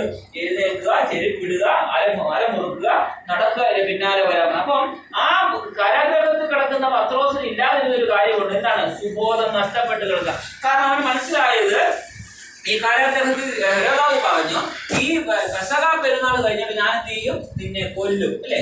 പെസഹ പെരുന്നാൾ കഴിഞ്ഞിട്ട് ഞാൻ നിന്നെ കൊല്ലുമെന്ന് പത്രോസിനോട് പറഞ്ഞ് യാക്കോബിനെ എന്ത് ചെയ്തു? കൊന്നു കളഞ്ഞു. ഓക്കെ, യാക്കോബിനെ കൊത്തു കളഞ്ഞപ്പോൾ ഈ പത്രോസിനൊരു കാര്യം മതി. എന്താ മക്കളെ? പത്രോസിനൊരു കാര്യം മതി. യാക്കോബിനെ ഏതായാലും കൊന്നല്ലോ, ഈ ഹെരോദാവ് പറഞ്ഞു പെസഹ കഴിഞ്ഞിട്ട് നിന്നെ ഞാൻ കൊല്ലും. ഓക്കെ, അപ്പൊ എന്താ അറിയാം നിങ്ങളെ ഈ പത്രോസിന്? പെസഹ കഴിഞ്ഞിട്ട് കൊല്ലും, ഇല്ലേ? ഇല്ലേ? ശരിയല്ലേ? എന്താണ് വല്ലായിരിക്കുന്നത്? അപ്പൊ പെസഹ കഴിഞ്ഞിട്ട് കൊല്ലുമെന്ന് ആർക്കറിയാം? പത്രോസിന്. അപ്പൊ പത്രോസിന്റെ സുബോധം കൊല്ലുമെന്ന് യാക്കോബ് ഇല്ലെങ്കിൽ നമ്മൾ എന്തെങ്കിലും ചെയ്യും. അപ്പൊ അത് ആർക്കറിയാം? അപ്പൊ നമുക്ക് ആഹാരം കഴിക്കാൻ തോന്നുമോ? പോട്ടെ, നാളെ ചാകാൻ പോകുന്ന മുടി ചെയ്യുമോ? മേക്കപ്പ് ഇടുവോ? ഇല്ല. എന്താ? സുബോധം നഷ്ടപ്പെട്ടു. ആ വ്യക്തിയുടെ സുബോധം നഷ്ടപ്പെട്ടു. കാരണം ഇനി അവന് ജീവിതമില്ലെന്ന് മനസ്സിലായി. അപ്പൊ അവന് ഇനി അങ്ങോട്ട് മുൻപോട്ട് ഒരു പടി പോലും മുൻപോട്ട് പോകാൻ പറ്റില്ല. പിന്നെ മുടി ചെയ്തിട്ട് കാര്യമുള്ളൂ. ചാകാൻ പോകുന്നതിന് മുടി ചെയ്യണം, ചാകാൻ പോകുന്നതിന് ഭക്ഷണം കഴിക്കണം, ചാകാൻ പോകുന്നതിന് തുണി കഴുകണം, അവന് കുളിക്കണം, വേണ്ട, ഇതൊന്നും അവന് ആ വ്യക്തിയെ കുറിച്ച് പറയുന്ന പേരാ സുബോധം നഷ്ടപ്പെട്ടത്. അപ്പം പരിശുദ്ധാത്മാവിന്റെ തിരുവചനം നമ്മുടെ ജീവിതത്തിലേക്ക് കടന്നു വരുമ്പോൾ നമുക്ക് സുബോധം ഉണ്ടാകും. സുബോധം ഉണ്ടായി കഴിഞ്ഞപ്പോൾ എന്താണ് നമുക്ക് മനസ്സിലായി? ഈ ചെയ്തു കൂട്ടിയതും പാപമാ. ഇനി എന്ത് ചെയ്യാൻ പറ്റില്ല, ചെയ്യാൻ പറ്റില്ല, അത് തെറ്റാ, അത് തെറ്റാന്ന് മനസ്സിലാക്കിയിട്ട് എന്ത് ചെയ്യും? പിന്നീട് ആ തെറ്റ് ചെയ്യാതിരിക്കാൻ നമ്മൾ കഴിയുന്നതിന്റെ പരമാവധി നമ്മൾ ശ്രമിച്ചുകൊണ്ടിരിക്കും. മറിച്ച് ഒരു വ്യക്തി നമ്മുടെ ജീവിതത്തിൽ കടന്നു വന്നിട്ട് നമ്മൾ ഈ തെറ്റിനെയൊക്കെ മാറ്റി നിർത്തിയിട്ട് ഒരു വ്യക്തി തെറ്റ് പറയുവാണെങ്കിൽ നമ്മൾ എന്ത് ചെയ്യും? ഒന്നുകിൽ അവനെ വേഗം, ഇല്ലെങ്കിൽ നമ്മളങ്ങ് മാറിപ്പോകും. കാരണം ആ തെറ്റെനിക്ക് കാണുക വേണ്ട, കേൾക്കുക വേണ്ട, ഇല്ലേ? ശരിയല്ലേ ഇത് മോളെ? ശരിയല്ലേ? അപ്പം തെറ്റായ രീതിയിൽ ഒരു മകളോ ഒരു മകനോ പിന്നെ ഇത് മോളോട് തെറ്റായ രീതിയിൽ ചെയ്താൽ മക്കൾ എന്ത് ചെയ്യും? പ്രതികരിക്കും. പ്രതികരിക്കാൻ ശേഷിയില്ലെങ്കിൽ ഓടി മറയും. കാരണം എന്താ? ആ തെറ്റ് ചെയ്യാൻ എനിക്ക് താല്പര്യമില്ല. അത് ആ വ്യക്തിയെ കുറിച്ച് പറയുന്നത് സുബോധമുള്ള വ്യക്തി. മനസ്സിലായോ? ആ വ്യക്തിക്ക് പറയുന്ന പേരാണ് സുബോധമുള്ള വ്യക്തി. സുബോധമില്ലാത്തവൻ എന്ത് ചെയ്യും? വീണ്ടും അതിനകത്ത് ഇല്ലേ? 1-ാം സങ്കീർത്തനം നമ്മൾ വായിക്കുമ്പോൾ ദുഷ്ടന്റെ ആലോചന പ്രകാരം നടക്കാതെയും പാപികളുടെ വഴി നിൽക്കാതെ പരിഹാസികളുടെ ഇരിപ്പിടത്തിൽ ഇരിക്കാതെയും നിൽക്കുന്നവൻ അവൻ ഭാഗ്യവാൻ. അവന് മറ്റൊരു പോയിന്റിലൂടെ പറയാം, അവൻ ആറ്റടിക്കത്തിരിക്കും നട്ടടിക്കുന്നത് തക്കകാലത്ത് ഫലം കായ്ക്കുന്ന നിലപാടാത്തതായ വൃക്ഷം പോലെ ഇരിക്കും. അവൻ ചെയ്യുന്നതൊക്കെയും സാധിക്കും. അവൻ യഹോവയുടെ ന്യായപ്രമാണം എന്ത് ചെയ്യും? രാപ്പകൽ ധ്യാനിക്കും. മനസ്സിലായോ? അപ്പം നമ്മുടെ ജീവിതത്തിനകത്ത് അതിനാണ് ഞാൻ പറഞ്ഞു, ഞാൻ പോയിന്റിലേക്ക് കടന്നു വരുമ്പോൾ മനസ്സിലാക്കണം. അപ്പൊ ജീവിതത്തിനകത്ത് തെറ്റായ ഭാഗങ്ങൾ കടന്നു വരുമ്പോൾ നമ്മൾ ദൈവം വചനം ധ്യാനിക്കാൻ തുടങ്ങും, ഇല്ലേ? കർത്താവേ, ഇപ്പൊ വർഷം കൊണ്ട് ഞാൻ പറയാം, മക്കളുടെ ജീവിതത്തിൽ എന്തെങ്കിലും തെറ്റ് പറ്റുക, കർത്താവേ എന്നോട് ക്ഷമിക്കണം, എന്നോട് ക്ഷമിക്കണം. പിന്നെ ഇരുന്ന് വചനം വായനയും പ്രാർത്ഥനയാണ്. കാരണം എന്താ? ധ്യാനിക്കുക എന്ന് പറയുന്ന അർത്ഥം. അപ്പൊ ഈ വചനം എന്റെ വർഷമോള് എടുത്തു വെച്ചിട്ട് പ്രാർത്ഥിക്കാൻ തുടങ്ങും, അപ്പൊ ആരാധിക്കാൻ തുടങ്ങും. ഇത് മക്കളുടെ ജീവിതത്തിനകത്ത് പിന്നീട് പോകാതെ നിന്നെ ഒരു സംരക്ഷണം എന്ന വയത്തിനകത്ത് ഉദിക്കുന്നത്. കാരണം എന്താണെന്ന് അറിയാമോ? പിന്നെ നിനക്കും ഒരു തെറ്റ് ചെയ്യാൻ കഴിയില്ല, വേറൊരു വ്യക്തിക്ക് നിന്നോട് തെറ്റ് ചെയ്യാൻ കഴിയില്ല. അതാണ് ദൈവവചനത്തിന്റെ ചട്ടക്കൂട്. അപ്പം ഇത് നമ്മൾ പഠിച്ചിരിക്കണം, നമ്മൾ മനസ്സിലാക്കി. അപ്പം ഇവിടെ വചനം വീണ്ടും പറയുന്നു, അവന്റെ സന്തതി ഭൂമിയിൽ ബലപ്പെട്ടിരിക്കും, നേരുള്ളവരുടെ തലമുറ അനുഗ്രഹിക്കപ്പെടും, ഐശ്വര്യ സമത്വം അവന്റെ വീട്ടിലുണ്ടാകും, അവന്റെ നീതി എന്നേക്കും നിലനിൽക്കും, നേരുള്ളവർക്ക് ഇരുട്ടിൽ വെളിച്ചം ഉദിക്കും. വായിച്ച മക്കള് അവിടെ പറയുന്ന 4-ാമത്തെ വാക്യം, നേരുള്ളവർക്ക് ഇരുട്ടിൽ വെളിച്ചം ഒതുക്കി, അവൻ കൃപയും കരുണയും നീതിയും ഉള്ളവനാകും, കൃപ തോന്നി വായ്പ കൊടുക്കുന്നവൻ സുഖമായിരിക്കും, വ്യവഹാരത്തിൽ അവൻ തന്റെ കാര്യം നടത്തും. എന്താണ് വ്യവഹാരത്തിൽ തന്റെ കാര്യം നടത്തുന്നത്? വ്യവഹാരം എന്ന് പറഞ്ഞാൽ എന്താ? പ്രവർത്തിക്കുക എന്ന് പറയും, ഇല്ലേ? വ്യവഹാരം. ഞാൻ വർഷങ്ങളോട് വ്യവഹരിച്ചു എന്ന് പറഞ്ഞാൽ എന്റെ അർത്ഥം പ്രവർത്തിച്ചു എന്നതിന്റെ അർത്ഥം. അപ്പം വ്യവഹരിക്കും. എന്താ വ്യവഹരിക്കുന്നത്? അപ്പം ഈ ജീവിതത്തിനകത്ത് അനീതിയാകുന്ന പ്രവർത്തികൾ ജീവിതത്തിനകത്ത് കടന്നു വരാതിരിക്കാൻ നമ്മളിപ്പോ ഒരു കുഴി, ഒരു ദുർഗന്ധം വമിക്കുന്ന ഒരു ഗട്ടർ കുഴി. അപ്പൊ മക്കൾ ആ വർഷമോളം ആ വഴി കൂടെ അങ്ങോട്ട് നടന്നു പോവുക.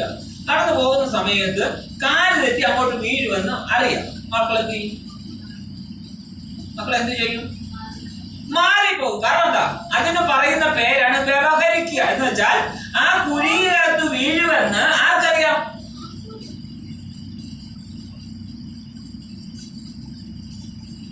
പോകണമല്ലേ?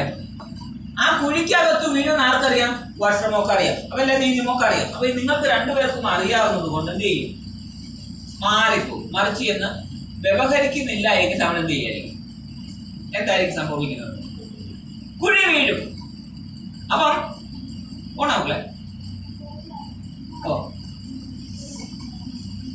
അപ്പം ഈ കുഴിയിൽ വീഴാതിരിക്കാൻ ശ്രമിക്കുന്ന ശ്രമത്തിന്റെ പേരാണ് വ്യവഹാരം. മനസ്സിലായോ?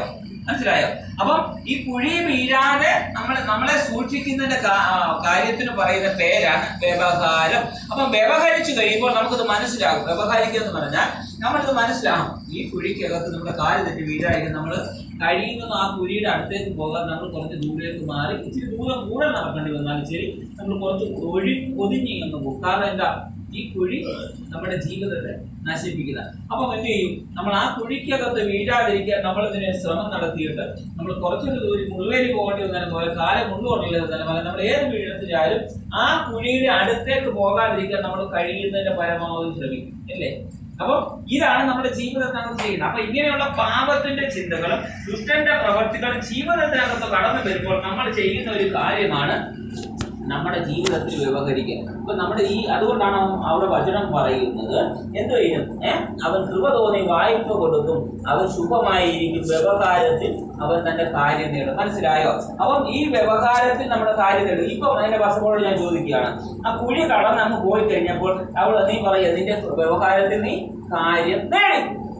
മനസ്സിലായി? അപ്പം ഈ വ്യവഹാരത്തിൽ എന്ത് നേടി? അപ്പൊ നീ കാര്യം നേടി, നീ കുഴിയിൽ വീഴാതെ രക്ഷപ്പെട്ടു. ഇത് തന്നെയാണ് പാപത്തിന്റെ പ്രവൃത്തി. അപ്പൊ പാപത്തിന്റെ പ്രവൃത്തിയാകുന്ന കുഴിക്കകത്ത് വീഴാതിരിക്കാൻ നമ്മൾ വ്യവഹരിക്കുന്നത് നമ്മുടെ ഉത്തരവാദിത്വമാണ്. മനസ്സിലാകുന്നുണ്ടോ? അപ്പം നമ്മൾ എന്ത് ചെയ്യണം? ഈ വ്യവഹാരത്തിന്റെ നടുവിൽ അല്ലെങ്കിൽ ഈ പ്രവൃത്തിയുടെ നടുവിൽ നമ്മളെ തന്നെ സൂക്ഷിക്കണമെങ്കിൽ നമ്മൾ എന്ത് ചെയ്യണം? നമ്മുടെ ജീവിതത്തെ നമുക്ക് മനസ്സിലാകുന്ന രീതിയിൽ നമ്മൾ അതിനെ തുലനം ചെയ്യും. എന്ന് വെച്ചാൽ നമ്മൾ അതിനെ പ്രവർത്തിക്കണം. മറിച്ച് ഞാൻ അങ്ങ് പോയാലും വീഴും. അപ്പം അതിന് പറയുന്ന പേര് അവൻ വ്യവഹരിച്ചില്ല, അല്ലേ? അത് വ്യവഹരിച്ചോ? വ്യവഹരിക്കുക എന്ന് പറഞ്ഞാൽ ചെയ്യുക എന്നതിന്റെ അർത്ഥം. നമ്മുടെ ആവശ്യങ്ങൾക്ക് വേണ്ടി വർഷങ്ങൾക്ക് വിശക്കുന്നു. വീട്ടിൽ ആഹാരമുണ്ട്. അമ്മ പറഞ്ഞ ആഹാരം ഇങ്ങനെടുത്തിരിക്കൊണ്ട് പാത്രത്തിലുണ്ട്, ശരീരത്തിലുണ്ട്, കറിയുണ്ട്, കട്ടികൾ എല്ലാം ഉണ്ട്. നീ എടുത്തു കഴിച്ചില്ലെങ്കിൽ നീ വ്യവഹാരം ചെയ്തില്ല. അപ്പൊ നീ എന്തായിരിക്കും ഇരിക്കുന്നത്? വിശന്നിരിക്കും. അപ്പൊ ആ ആഹാരം കഴിക്കാനുള്ള വ്യവഹാരം ചെയ്യാനുള്ള പ്രവൃത്തി നീ ചെയ്യുന്നില്ലെങ്കിൽ വിശന്ന് തന്നെ ഇരിക്കും, അല്ലേ? അമ്മ ഓർമ്മയാണോ? ആണോ? ശരി, പ്രാർത്ഥിക്കാം. അപ്പം നമ്മുടെ ജീവിതത്തിനകത്ത് നമുക്ക് വരാനിരിക്കുന്ന ആപത്തിൽ നിന്ന് നമ്മൾ അതിൽ നിന്ന് ഒരു വിമോചനത്തിലേക്ക് വരണമെങ്കിൽ നമ്മൾ നമ്മുടെ കാര്യങ്ങൾ ചെയ്യും. അപ്പൊ നമുക്കൊരു വിശക്കുന്നുണ്ടെങ്കിൽ, നമുക്ക് ശരീരത്തിനകത്ത് വിശപ്പുണ്ടെങ്കിൽ, നമ്മുടെ മുമ്പിൽ ആഹാരമുണ്ടെങ്കിൽ, ആഹാരം എടുത്തു കഴിക്കുന്നതിന് പറയുന്ന പേരാണ് പ്രവൃത്തി അല്ലെങ്കിൽ വ്യവഹാരം. അപ്പൊ അത് ചെയ്തില്ല. അപ്പൊ അമ്മ ചോറെല്ലാം വെച്ചു, അമ്മ പറഞ്ഞ ഇന്നടുത്ത് ഇരിപ്പുണ്ട് എന്ന് പറഞ്ഞ് വർഷങ്ങൾ കഴിക്കാതിരിക്കുകയാണെങ്കിൽ അമ്മ വന്നിട്ട് എന്തായിരിക്കും പറയുന്നത്? കാരണം എന്താ? നീ ചെയ്യേണ്ട കാര്യമല്ലേ മക്കളെ? വർഷങ്ങൾ ചെയ്യേണ്ട കാര്യമല്ലേ? നീ പിന്നെ ചെയ്യാതിരുന്നതിന്റെ കാര്യം എന്താ? രണ്ട് അടിയും പറ്റിക്കുവാണ്, അല്ലേ? കാര്യം എന്താ? ഇനി ഞാനിവിടെ ഉണ്ടാക്കി വെച്ചിരിക്കും. ഞാൻ കൊച്ചു എളുപ്പക്കാലത്ത് എഴുന്നേറ്റ് കഷ്ടപ്പെട്ട് നിനക്ക് വേണ്ടി ഇവിടെ ഉണ്ടാക്കി വരും. നിനക്ക് അന്ന് എടുത്തു കഴിച്ചാൽ നിന്റെ വിശപ്പമാകുമല്ലോ. നീ അമ്മ വരുമ്പോ ആഹാരം പോലും കഴിക്കാതെ തളർന്ന് അവിടെ കിടക്കുക. എന്താ പറ്റി മോളെ? എന്ത് പറ്റി? ഞാൻ ഭക്ഷണം കഴിച്ചില്ല, എനിക്ക് ക്ഷീണമാണ്. അമ്മ എന്തായിരിക്കില്ല ഈ ക്ഷീണത്തിന്റെ മക്കളെ എന്ന് പറയുന്നത് താങ്ങി എടുത്ത് ആഹാരം കൊടുക്കാനുണ്ട്. നല്ല അടിയല്ലേ തരുന്നത്? ക്ഷീണത്തിന്റെ പുറത്ത് രണ്ടടിയും കൂടെ കിട്ടും. കാര്യം എന്താ? നമ്മൾ ചെയ്യേണ്ട കാര്യങ്ങൾ നമ്മൾ ചെയ്തില്ല. അത് ചെയ്യാത്തത് കൊണ്ട് ഇപ്പൊ നമ്മൾ തളർന്നിരിക്കുക. ആ തളർന്നിരിക്കുന്നത് കൊണ്ട് ചെയ്ത് ഇപ്പൊ മറ്റുള്ളവർ അപ്പൊ അമ്മ വന്നിട്ട് പറയും ഞാൻ അതിന് ഉണ്ടാക്കി വെച്ചില്ലേ, നിനക്കൊന്നും എടുത്ത് കഴിച്ചുകൂടെ? അപ്പൊ നമ്മുടെ ജീവിതത്തെ നമ്മളെ സംരക്ഷിക്കണമെങ്കിൽ, നമ്മുടെ ജീവിതത്തിൽ വേണ്ട ആഹാരം വേണമെങ്കിൽ, അപ്പൊ നമ്മുടെ ജീവിതത്തിനകത്ത് നഷ്ടപ്പെട്ടു പോകാതിരിക്കുന്ന നന്മയുടെ അനുഗ്രഹത്തിന് വിരോധമായി വരാതിരിക്കുന്ന പോരുകളെ എന്ത് ചെയ്യും? നമ്മുടെ ജീവിതത്തിനകത്ത് കണ്ടാൽ അത് മനസ്സിലായാൽ നമ്മൾ അതിന് മാറിപ്പോകേണ്ട ഉത്തരവാദിത്വം ആർക്കുള്ളതാണ്? നമുക്കുള്ളതാണ്. ആ വ്യക്തികൾക്ക് പറയുന്ന പേരാണ് സുബോധമുള്ള വർഷമോള്, സുബോധമുള്ള നീതിമോള്, സുബോധമുള്ള മാതാവ്, സുബോധമുള്ള അഭിഷേകം. അപ്പൊ ഓരോ വ്യക്തികളെ കുറിച്ച് സുബോധം ഉണ്ടാകണമെങ്കിൽ എന്ത് ചെയ്യണം? നമ്മുടെ ജീവിതത്തിനകത്ത് അത് വഴിമാറി പോകുന്ന വ്യക്തി അല്ല. ചെന്നങ്ങ് ചേടുന്നതാണ്, ചെന്ന് വീഴുന്നതാണോ? അല്ല. ഓക്കെ, അതിന് വായിക്കാം. അവൻ ഒരു നാളും എന്ത് ചെയ്യില്ല, കുലുങ്ങിപ്പോകുകയല്ല. ഈ വചനം പഠിക്കുമ്പോൾ നമുക്ക് മനസ്സിലാകുന്നത് ഈ കർത്തൃത്വം അവന്റെ ജീവിതത്തിനകത്തുണ്ടെങ്കിൽ ഒന്നാമത്തെ കാര്യം യഹോവയെ സ്തുതിക്കണം,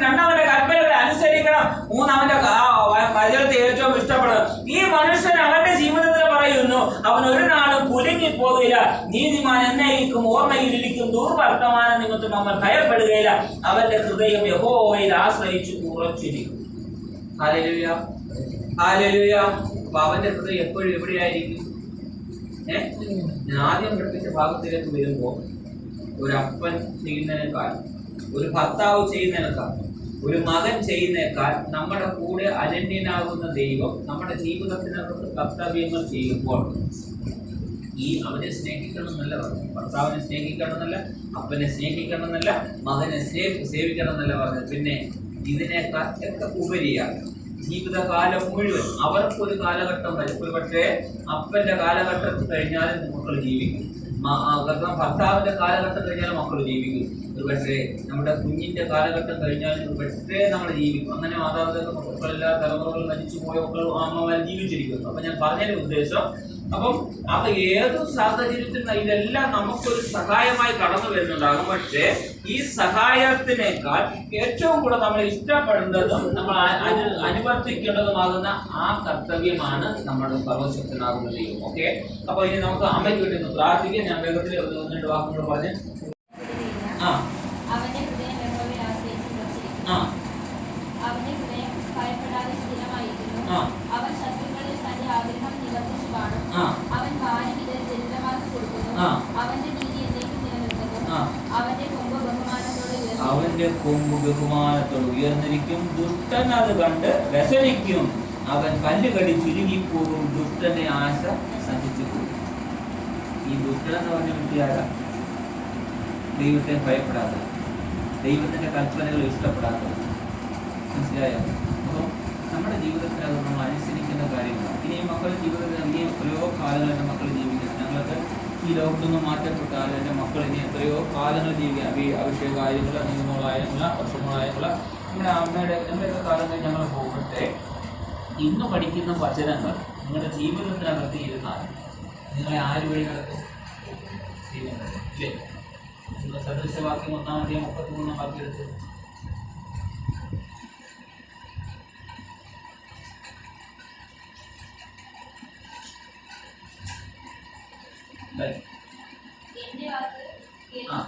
എന്റെ വാക്ക് കേൾക്കുന്നവനോ നിർഭയം വസിക്കുകയും ദോഷഭയം കൂടാതെ സ്വൈര്യമായിരിക്കും. എന്താ അതിന്റെ അർത്ഥം? സ്വൈര്യമായിരിക്കുന്ന സമാധാനത്തോടെ ഇരിക്കും. ഇല്ലേ? സ്വൈര്യതയുള്ള ഭവനം, സമാധാനമുള്ള ഭവനം, സന്തോഷമുള്ള ഭവനം എന്നൊക്കെ അതിന്റെ പേര് പറയുന്നു. അപ്പം ആരുടെ വാക്ക് കേൾക്കണം? ദൈവത്തിന്റെ വാക്ക്. അപ്പൊ നമ്മൾ ആരുടെ വാക്കാണ് ഇവിടെ പ്രസ്താവിച്ചിരുന്നു? ദൈവത്തിന്റെ, അല്ലേ?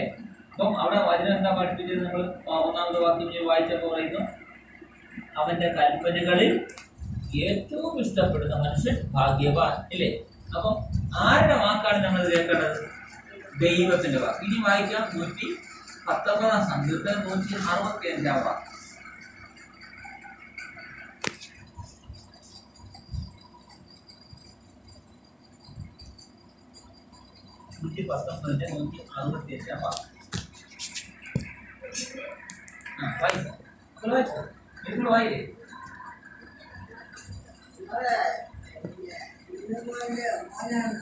അല്ല, എന്റെ മോനാ, എന്റെ മോനാ. ഞങ്ങൾ എന്റെ കൂടെ വാങ്ങുന്നത്. ഇങ്ങോട്ട് നോക്കടാ, അമ്മ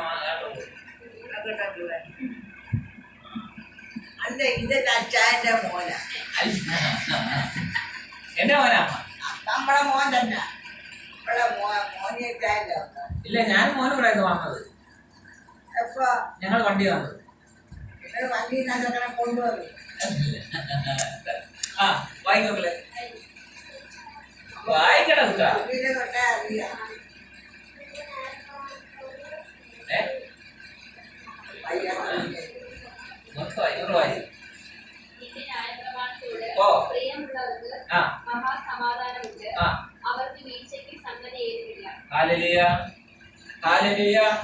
അപ്പം അവിടെ വചനം എന്താ പറയുന്നത്?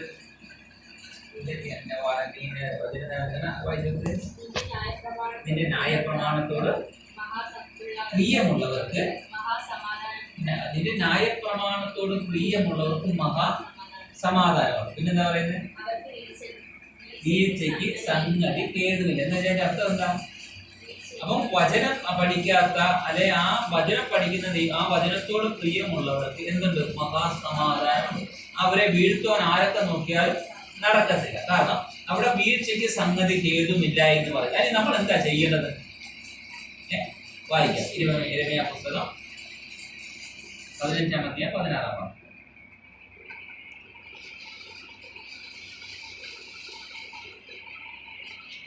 നിങ്ങൾ 15-ാം അധ്യായം 16-ാം വാക്യം.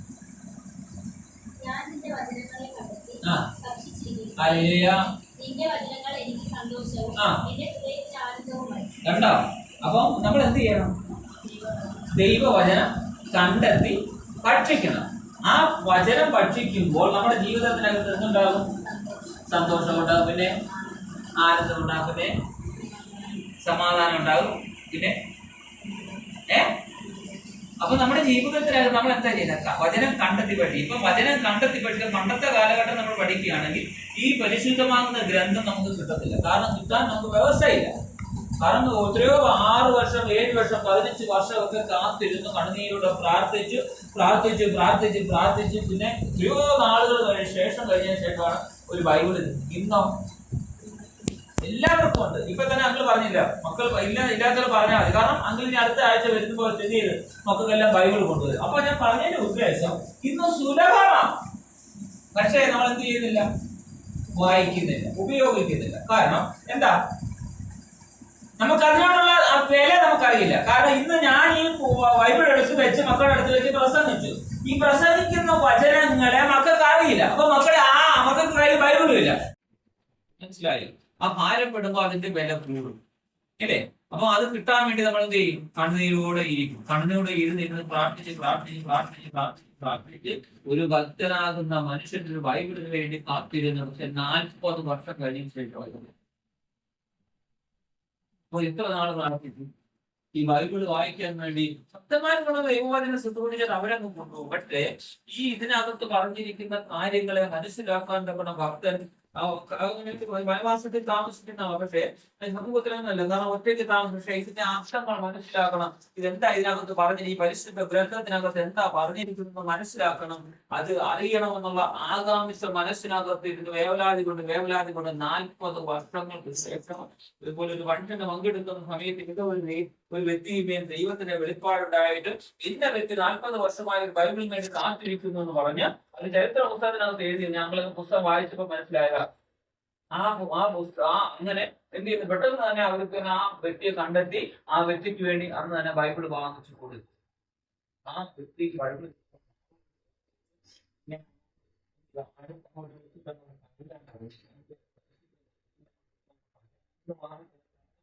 എത്രയാമത്തെ കാത്തിരിപ്പാ? 40 വർഷത്തെ കാത്തിരിപ്പാണ് സഫലമായത്. ജീവിതത്തിൽ ഈ 40 വർഷം കാത്തിരിക്കുന്നവർക്ക് എന്തൊക്കെ ചിന്തയുണ്ടായി കാണും? ഞാൻ മരിക്കുന്ന സമയം വരെ എനിക്ക് ഈ ബൈബിൾ കാണാൻ പറ്റുമോ, ഇന്ന് വായിക്കാൻ പറ്റുമോ, എന്റെ കരങ്ങൾ എടുക്കാൻ പറ്റുമോ എന്നുള്ള ചിന്തയിലും വ്യാകുലപ്പെട്ടായിട്ട് 40 വർഷം ജീവിക്കല്ലേ. കാരണം അതിനുള്ള ആകാംക്ഷയാണ്. ഇപ്പൊ ഞാൻ പറയാം, എന്റെ വർഷമോൾ എന്റെ ജീവിതത്തിൽ മാറി. അവള് എവിടെയോ പോയി, ദൂരം എവിടെയോ പോയി. പക്ഷെ എന്റെ കാത്തിരിപ്പ് വർഷമോളെ പോയി. എന്റെ മകളെ എനിക്ക് നഷ്ടപ്പെട്ടല്ലോ, ഇനിയിപ്പോൾ എപ്പോഴും പോയിട്ടു ചിന്ത മുഴുവനാ. അപ്പൊ എന്റെ മോളെ എനിക്കൊന്ന് കാണാണ്ടൊക്കെ ഞാനിങ്ങനെ കാത്തിരിക്കും. ഞാൻ വർഷമാകും പോലും ചിലപ്പോൾ കഴിച്ച സമയം കൊണ്ട് കുളിക്കാം, സമയം കൊണ്ട് ഭക്ഷണം കഴിക്കാതിരിക്കും. ഇതൊക്കെയകത്ത് വ്യാകുലത കയറി ഞാനിങ്ങനെ ഞെരുങ്ങിയെ ഭക്ഷണം കഴിച്ചാൽ ശരീരത്തിൽ പിടിക്കത്തില്ല, വെള്ളം കുടിക്കാൻ പറ്റുന്നില്ല. എനിക്ക് ആ ഒരു വേവലാതി വെപ്രാള പരവേശം. ചില വർഷങ്ങൾ കഴിഞ്ഞ് എന്റെ ഭക്ഷണങ്ങൾ എന്റെ കയ്യിൽ കിട്ടുമ്പോൾ ഞാൻ എന്തായിരിക്കും? കുടിച്ച് കരഞ്ഞ് നിലവിളിക്കും. കാര്യം എന്താ? കാരണം എനിക്ക് നഷ്ടപ്പെട്ട എന്റെ മകളെ എനിക്ക് തിരിച്ചു കിട്ടിയപ്പോൾ എനിക്ക് എന്തെന്നില്ലാത്ത സന്തോഷവും സമാധാനം ജീവിതത്തിൽ മനസ്സിലാവും.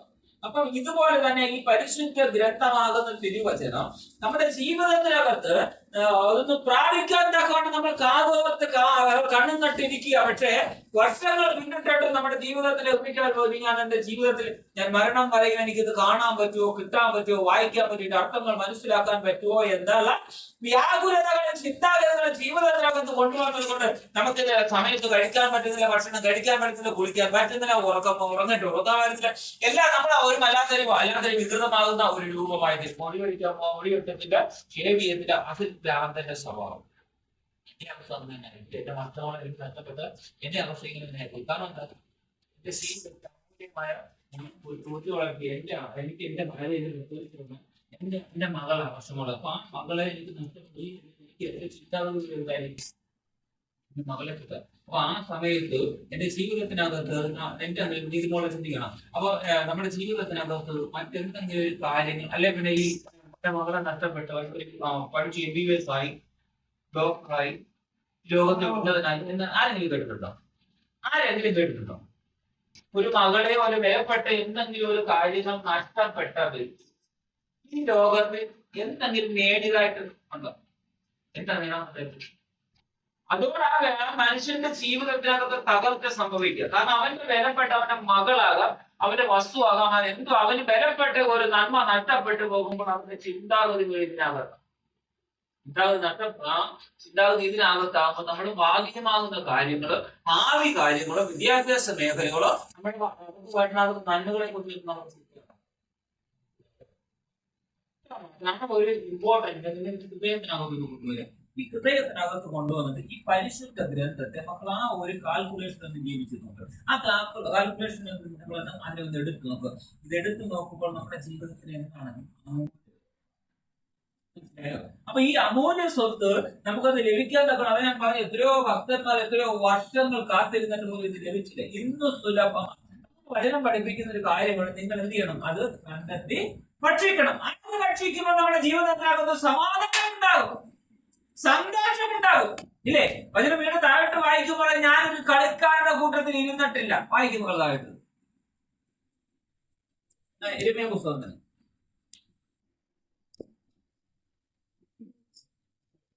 18:14.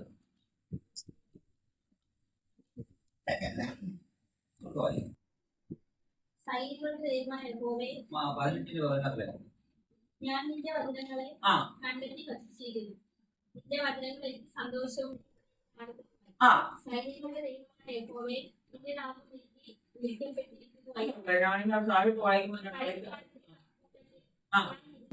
ഇരുന്നിട്ടില്ല. നീ എന്നെ നീരസം കൊണ്ട് ഗ്രഹിച്ചിരിക്കയാൽ നിന്റെ കൈനിമിത്തം ഞാൻ നടിച്ചിരുന്നു. എന്റെ വേദന നിരന്തരം, എന്റെ മുറിവ് പൊറുക്കാത്ത വണ്ണം. നമുക്കത് ചിന്തിക്കുമ്പോൾ മനസ്സിലാകുന്നു. കാരണം ഈ വചനം പഠിപ്പിക്കുന്ന ഒരു വ്യക്തി അവന്റെ ജീവിതത്തിൽ അതൊരു സമാധാനം സംഭവിക്കുന്നു. കാര്യമുണ്ട് ഒരു സന്ദേശമായിരുന്നു, എപ്പോഴും സമാധാനമായി. കാരണം പിന്നെ അവൻ കളിക്കാരുടെ കൂടെ സീരിയൽ കാണാൻ പോകത്തില്ല, സിനിമ കാണാൻ പോകത്തില്ല, മൊബൈലിനകത്ത് ഗെയിം കാണാൻ പറ്റില്ല. കാരണം അവന്റെ ചിന്തയ്ക്ക് അകത്ത് എപ്പോഴും എന്തായിരിക്കും ദൈവവചനം. കാരണം ഇത് കണ്ടെത്തി ഭക്ഷിക്കുന്നവർ ഇല്ലേ? ഒരു നല്ല ആഹാരം ബിരിയാണി ഒരു നല്ല ബിരിയാണി കഴിച്ചുകൊണ്ടിരിക്കുന്ന സമയത്ത് അപ്പുറത്ത് കൊണ്ട് കിടന്ന് കൊള്ളുകയും അല്ലെ മറ്റെന്തെങ്കിലും ആഹാരം മകളെ എന്താ പറയുക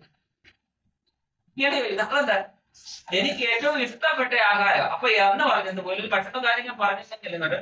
അപ്പം ദൈവവചനം നമ്മൾ പഠിച്ചുകൊണ്ടിരിക്കുമ്പോൾ കളിക്കാരുടെ കൂട്ടത്തിലാകുന്ന സിനിമ, സീരിയല്, മാധ്യമങ്ങൾ, മറ്റു പ്രവർത്തനം നമ്മളെ അതിന്റെ വശീകരിക്കും. നമ്മളെ വശീകരിച്ച് നമ്മളെ പാപത്തിന്റെ ചതിയിലേക്ക് കൊണ്ടുപോകും. യാക്കോബ് ലേഖനം എഴുതുമ്പോൾ പറയുന്ന മോഹം ഗർഭം ധരിച്ച് പാപത്തെ പ്രസവിക്കുന്നു. പാപം എടുത്തിട്ട് മരണസമിതി. എന്താണ് മോഹം? അപ്പൊ നമ്മള് കളിക്കാൻ പോകണം മോഹം ജീവിതത്തിനകത്ത്, അല്ലെങ്കിൽ മറ്റെന്തെങ്കിലും കായികമാകുന്ന രൂപത്തിൽ നമ്മൾ എന്തെങ്കിലും കാര്യങ്ങൾ ചെയ്യാൻ വേണ്ടി നമ്മൾ മോഹം ഉണ്ടാകും. നമ്മൾ ചെയ്യും, മോഹിക്കുന്നതാണല്ലോ നമ്മൾ നേടാൻ ശ്രമിക്കുന്നത് അല്ലേ? അപ്പൊ മോഹം ജീവിതത്തിനകത്ത് ഉണ്ടാകും. നമ്മൾ എന്ത് ചെയ്യും? അത് നേടാനുള്ള ശ്രമങ്ങൾ നടക്കും. ഇപ്പൊ എന്റെ വർഷമോട് ഞാൻ ചോദിക്കുക, നിനക്ക് ഒരു ചുരിദാർ ഒരിടത്ത് കിടക്കുന്ന കണ്ടു, അതിനെ നീ എന്ത് ചെയ്യും? വീട്ടിൽ പറയും. വീട്ടിൽ പറയുന്ന ഉദ്ദേശം എങ്ങനായിരിക്കും പറയുന്നത്? വേണമെന്ന് പറയും. എങ്ങനെയായിരിക്കും വേണമെന്ന് പറയുന്നത്? കരച്ചിലുണ്ടാകും, വീടിപ്പുണ്ടാകും, ഭക്ഷണം കഴിക്കത്തില്ല, വീട്ടിനകത്ത് വെള്ളം ഉണ്ടാക്കും, എന്തെല്ലാം ചെയ്യാൻ പറ്റുമോ? കാരണം അത് നിന്റെ ജീവിതത്തിൽ കിട്ടുന്ന സമയം വരെ നിനക്കങ്ങ് വെപ്രാളം പരമേശ്വരായിരിക്കും അല്ലേ? അത് കിട്ടിക്കഴിയുമ്പോൾ സന്തോഷം. കാരണം എന്താ? അപ്പം എന്തുകൊണ്ടാണ് നമ്മളത് അതിനോടൊക്കെ ആർത്തി തോന്നാൻ കാരണം? മോഹം ഇല്ലേ? ഇല്ലേ? അപ്പൊ ആ മോഹ ജീവിതത്തിനകത്ത് കടന്നു വന്നപ്പോ നമുക്ക് എന്ത് ചെയ്തു? അത് കിട്ടാനുള്ള അമിതമാകുന്ന താല്പര്യമാണ്. അപ്പൊ അമിതമാകുന്ന താല്പര്യം ജീവിതത്തിനകത്ത് നിൽക്കുമ്പോഴേ എനിക്ക് വാങ്ങാൻ പൈസ ഇല്ല, എനിക്കത് നേടാൻ ഒരിക്കലും പറ്റില്ല. പക്ഷെ അത് നേടണം, വളരെ ആഗ്രഹമാണ്. അപ്പൊ നേടണമെങ്കിൽ എന്ത് ചെയ്യും? വീട്ടിൽ പോകണം. വീട്ടിൽ പോയിട്ട് അപ്പനോട് പറയണം, അമ്മയോട് പറയണം, വഴക്കുണ്ടാക്കണം അല്ലേ? വഴക്കുണ്ടാക്കി എങ്ങനെയെങ്കിലും അത് വാങ്ങിക്കണം. അതിനുവേണ്ടി എന്ത് ചെയ്യും? പട്ടിണി കിടക്കും, വീട്ടിലെ ജോലികൾ ചെയ്യാതിരിക്കും. എന്തൊക്കെ നമ്മളെ കൊണ്ട് ചെയ്യാൻ പറ്റുന്ന കാര്യമുണ്ടോ അതിൽ ആരെയും നമ്മൾ ചെയ്യും. കാരണം അത് കിട്ടുന്നത് മരുന്ന് ഇല്ലേ? ലാസ്റ്റ് സഹിച്ചിട്ട്, കാരണം എന്റെ മോള് പറഞ്ഞില്ല, കാരണം അപ്പനമ്മയ്ക്ക് തള്ളിക്കളയാൻ പറ്റത്തില്ല. ആ മക്കളെ എത്രമാത്രം സ്നേഹിക്കുന്ന അപ്പനും അമ്മയാണല്ലോ. അപ്പൊ അത് ചെയ്യും, എങ്ങനെങ്കിലും വാങ്ങിച്ചു കൊടുക്കും ഇല്ലേ? അപ്പൊ ഭാര്യ പറയും, അതേ കടത്തിയാൽ അവള് കിടക്കട്ടെ, ആദ്യം അവളെ കരുതായി അല്ലേ? അപ്പം വീട്ടിലുള്ള പല ആവശ്യങ്ങളെ മാറ്റി നിർത്തിയിട്ട് എന്ത് ചെയ്യും? അത് വാങ്ങിച്ചു കൊടുക്കും. എന്താ കാര്യം? നീ മോഹം ജീവിതത്തിലേക്ക് വന്നു. മോഹം ഗർഭം ധരിച്ചു എന്നുവെച്ചാൽ ഇല്ലേ?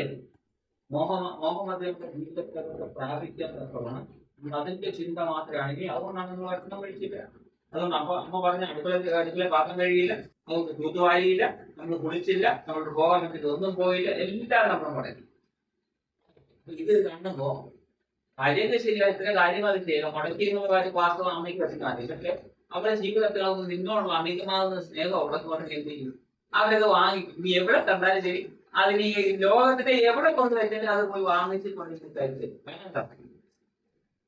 കാരണം നിന്റെ ആഗ്രഹം നിറവേറ്റുക എന്നുള്ള ഒരു ഉത്തരവാദിത്തമാർക്കുണ്ട് മാതാപിതാക്കളുണ്ട്. അപ്പൊ അത് എന്തുകൊണ്ട് സംഭവിച്ചെന്ന് പറയാൻ, നമ്മുടെ ജീവിതത്തിനകത്ത് ആ മോഹം മുടിച്ചിട്ടുണ്ട് എന്ന് പറഞ്ഞതുപോലെ ഏറ്റവും കൂടുതൽ നമ്മൾ മോഹിക്കേണ്ടത് ആ വചനം കണ്ടെത്തി പഠിച്ചു എന്ന് പറയുന്നത് പോലെ നമ്മുടെ ജീവിതത്തിനകത്ത് മോഹം വചനത്തിൽ നിന്നായിട്ട് കിട്ടും. ഇപ്പൊ നമ്മുടെ ജീവിതത്തിനകത്ത് ഈ വചനത്തോട് നമ്മൾ കൂടുതൽ അങ്ങ് താരതമ്യം ചെയ്തു, വചനത്തോട് നമ്മൾ കൂടുതൽ അങ്ങ് മോഹം വരുത്തിയ ആ വചനം നമ്മുടെ ജീവിതത്തിൽ അത് ക്രിയേറ്റ് ചെയ്യാനും ആ വചനത്തിന് നമ്മളെ ഈ ഭൂമിയിലായിട്ട് വിദ്യാഭ്യാസം മേഖല ഇപ്പൊ വശം നോക്കുമ്പോൾ ഭാവിയെ കുറിച്ച് പ്രവചിക്കാൻ പറ്റും. ഈ വചനം കണ്ടെത്തി പഠിക്കുകയും വചനത്തിന് വേണ്ടി ജീവിക്കുകയും വചനത്തിൽ മാത്രം ശ്രദ്ധ വെച്ച് ജീവിക്കുമ്പോൾ നീ പോലും അറിയാതെ വിദ്യാഭ്യാസം നിലനിൽക്കും. ഭാവി ജീവിതം നീ പോലും ആഗ്രഹിക്കാത്ത വിവാഹം, നീ പോലും അറിയാത്ത രാജ്യങ്ങളിൽ, നീ പോലും അറിയാത്ത മേഖലകളിൽ മനസ്സിലായോ? ഇത് നമ്മുടെ ജീവിതത്തിൽ അത് ഇതിനകത്ത് സങ്കല്പങ്ങൾ പഠിക്കുമ്പോൾ എന്താ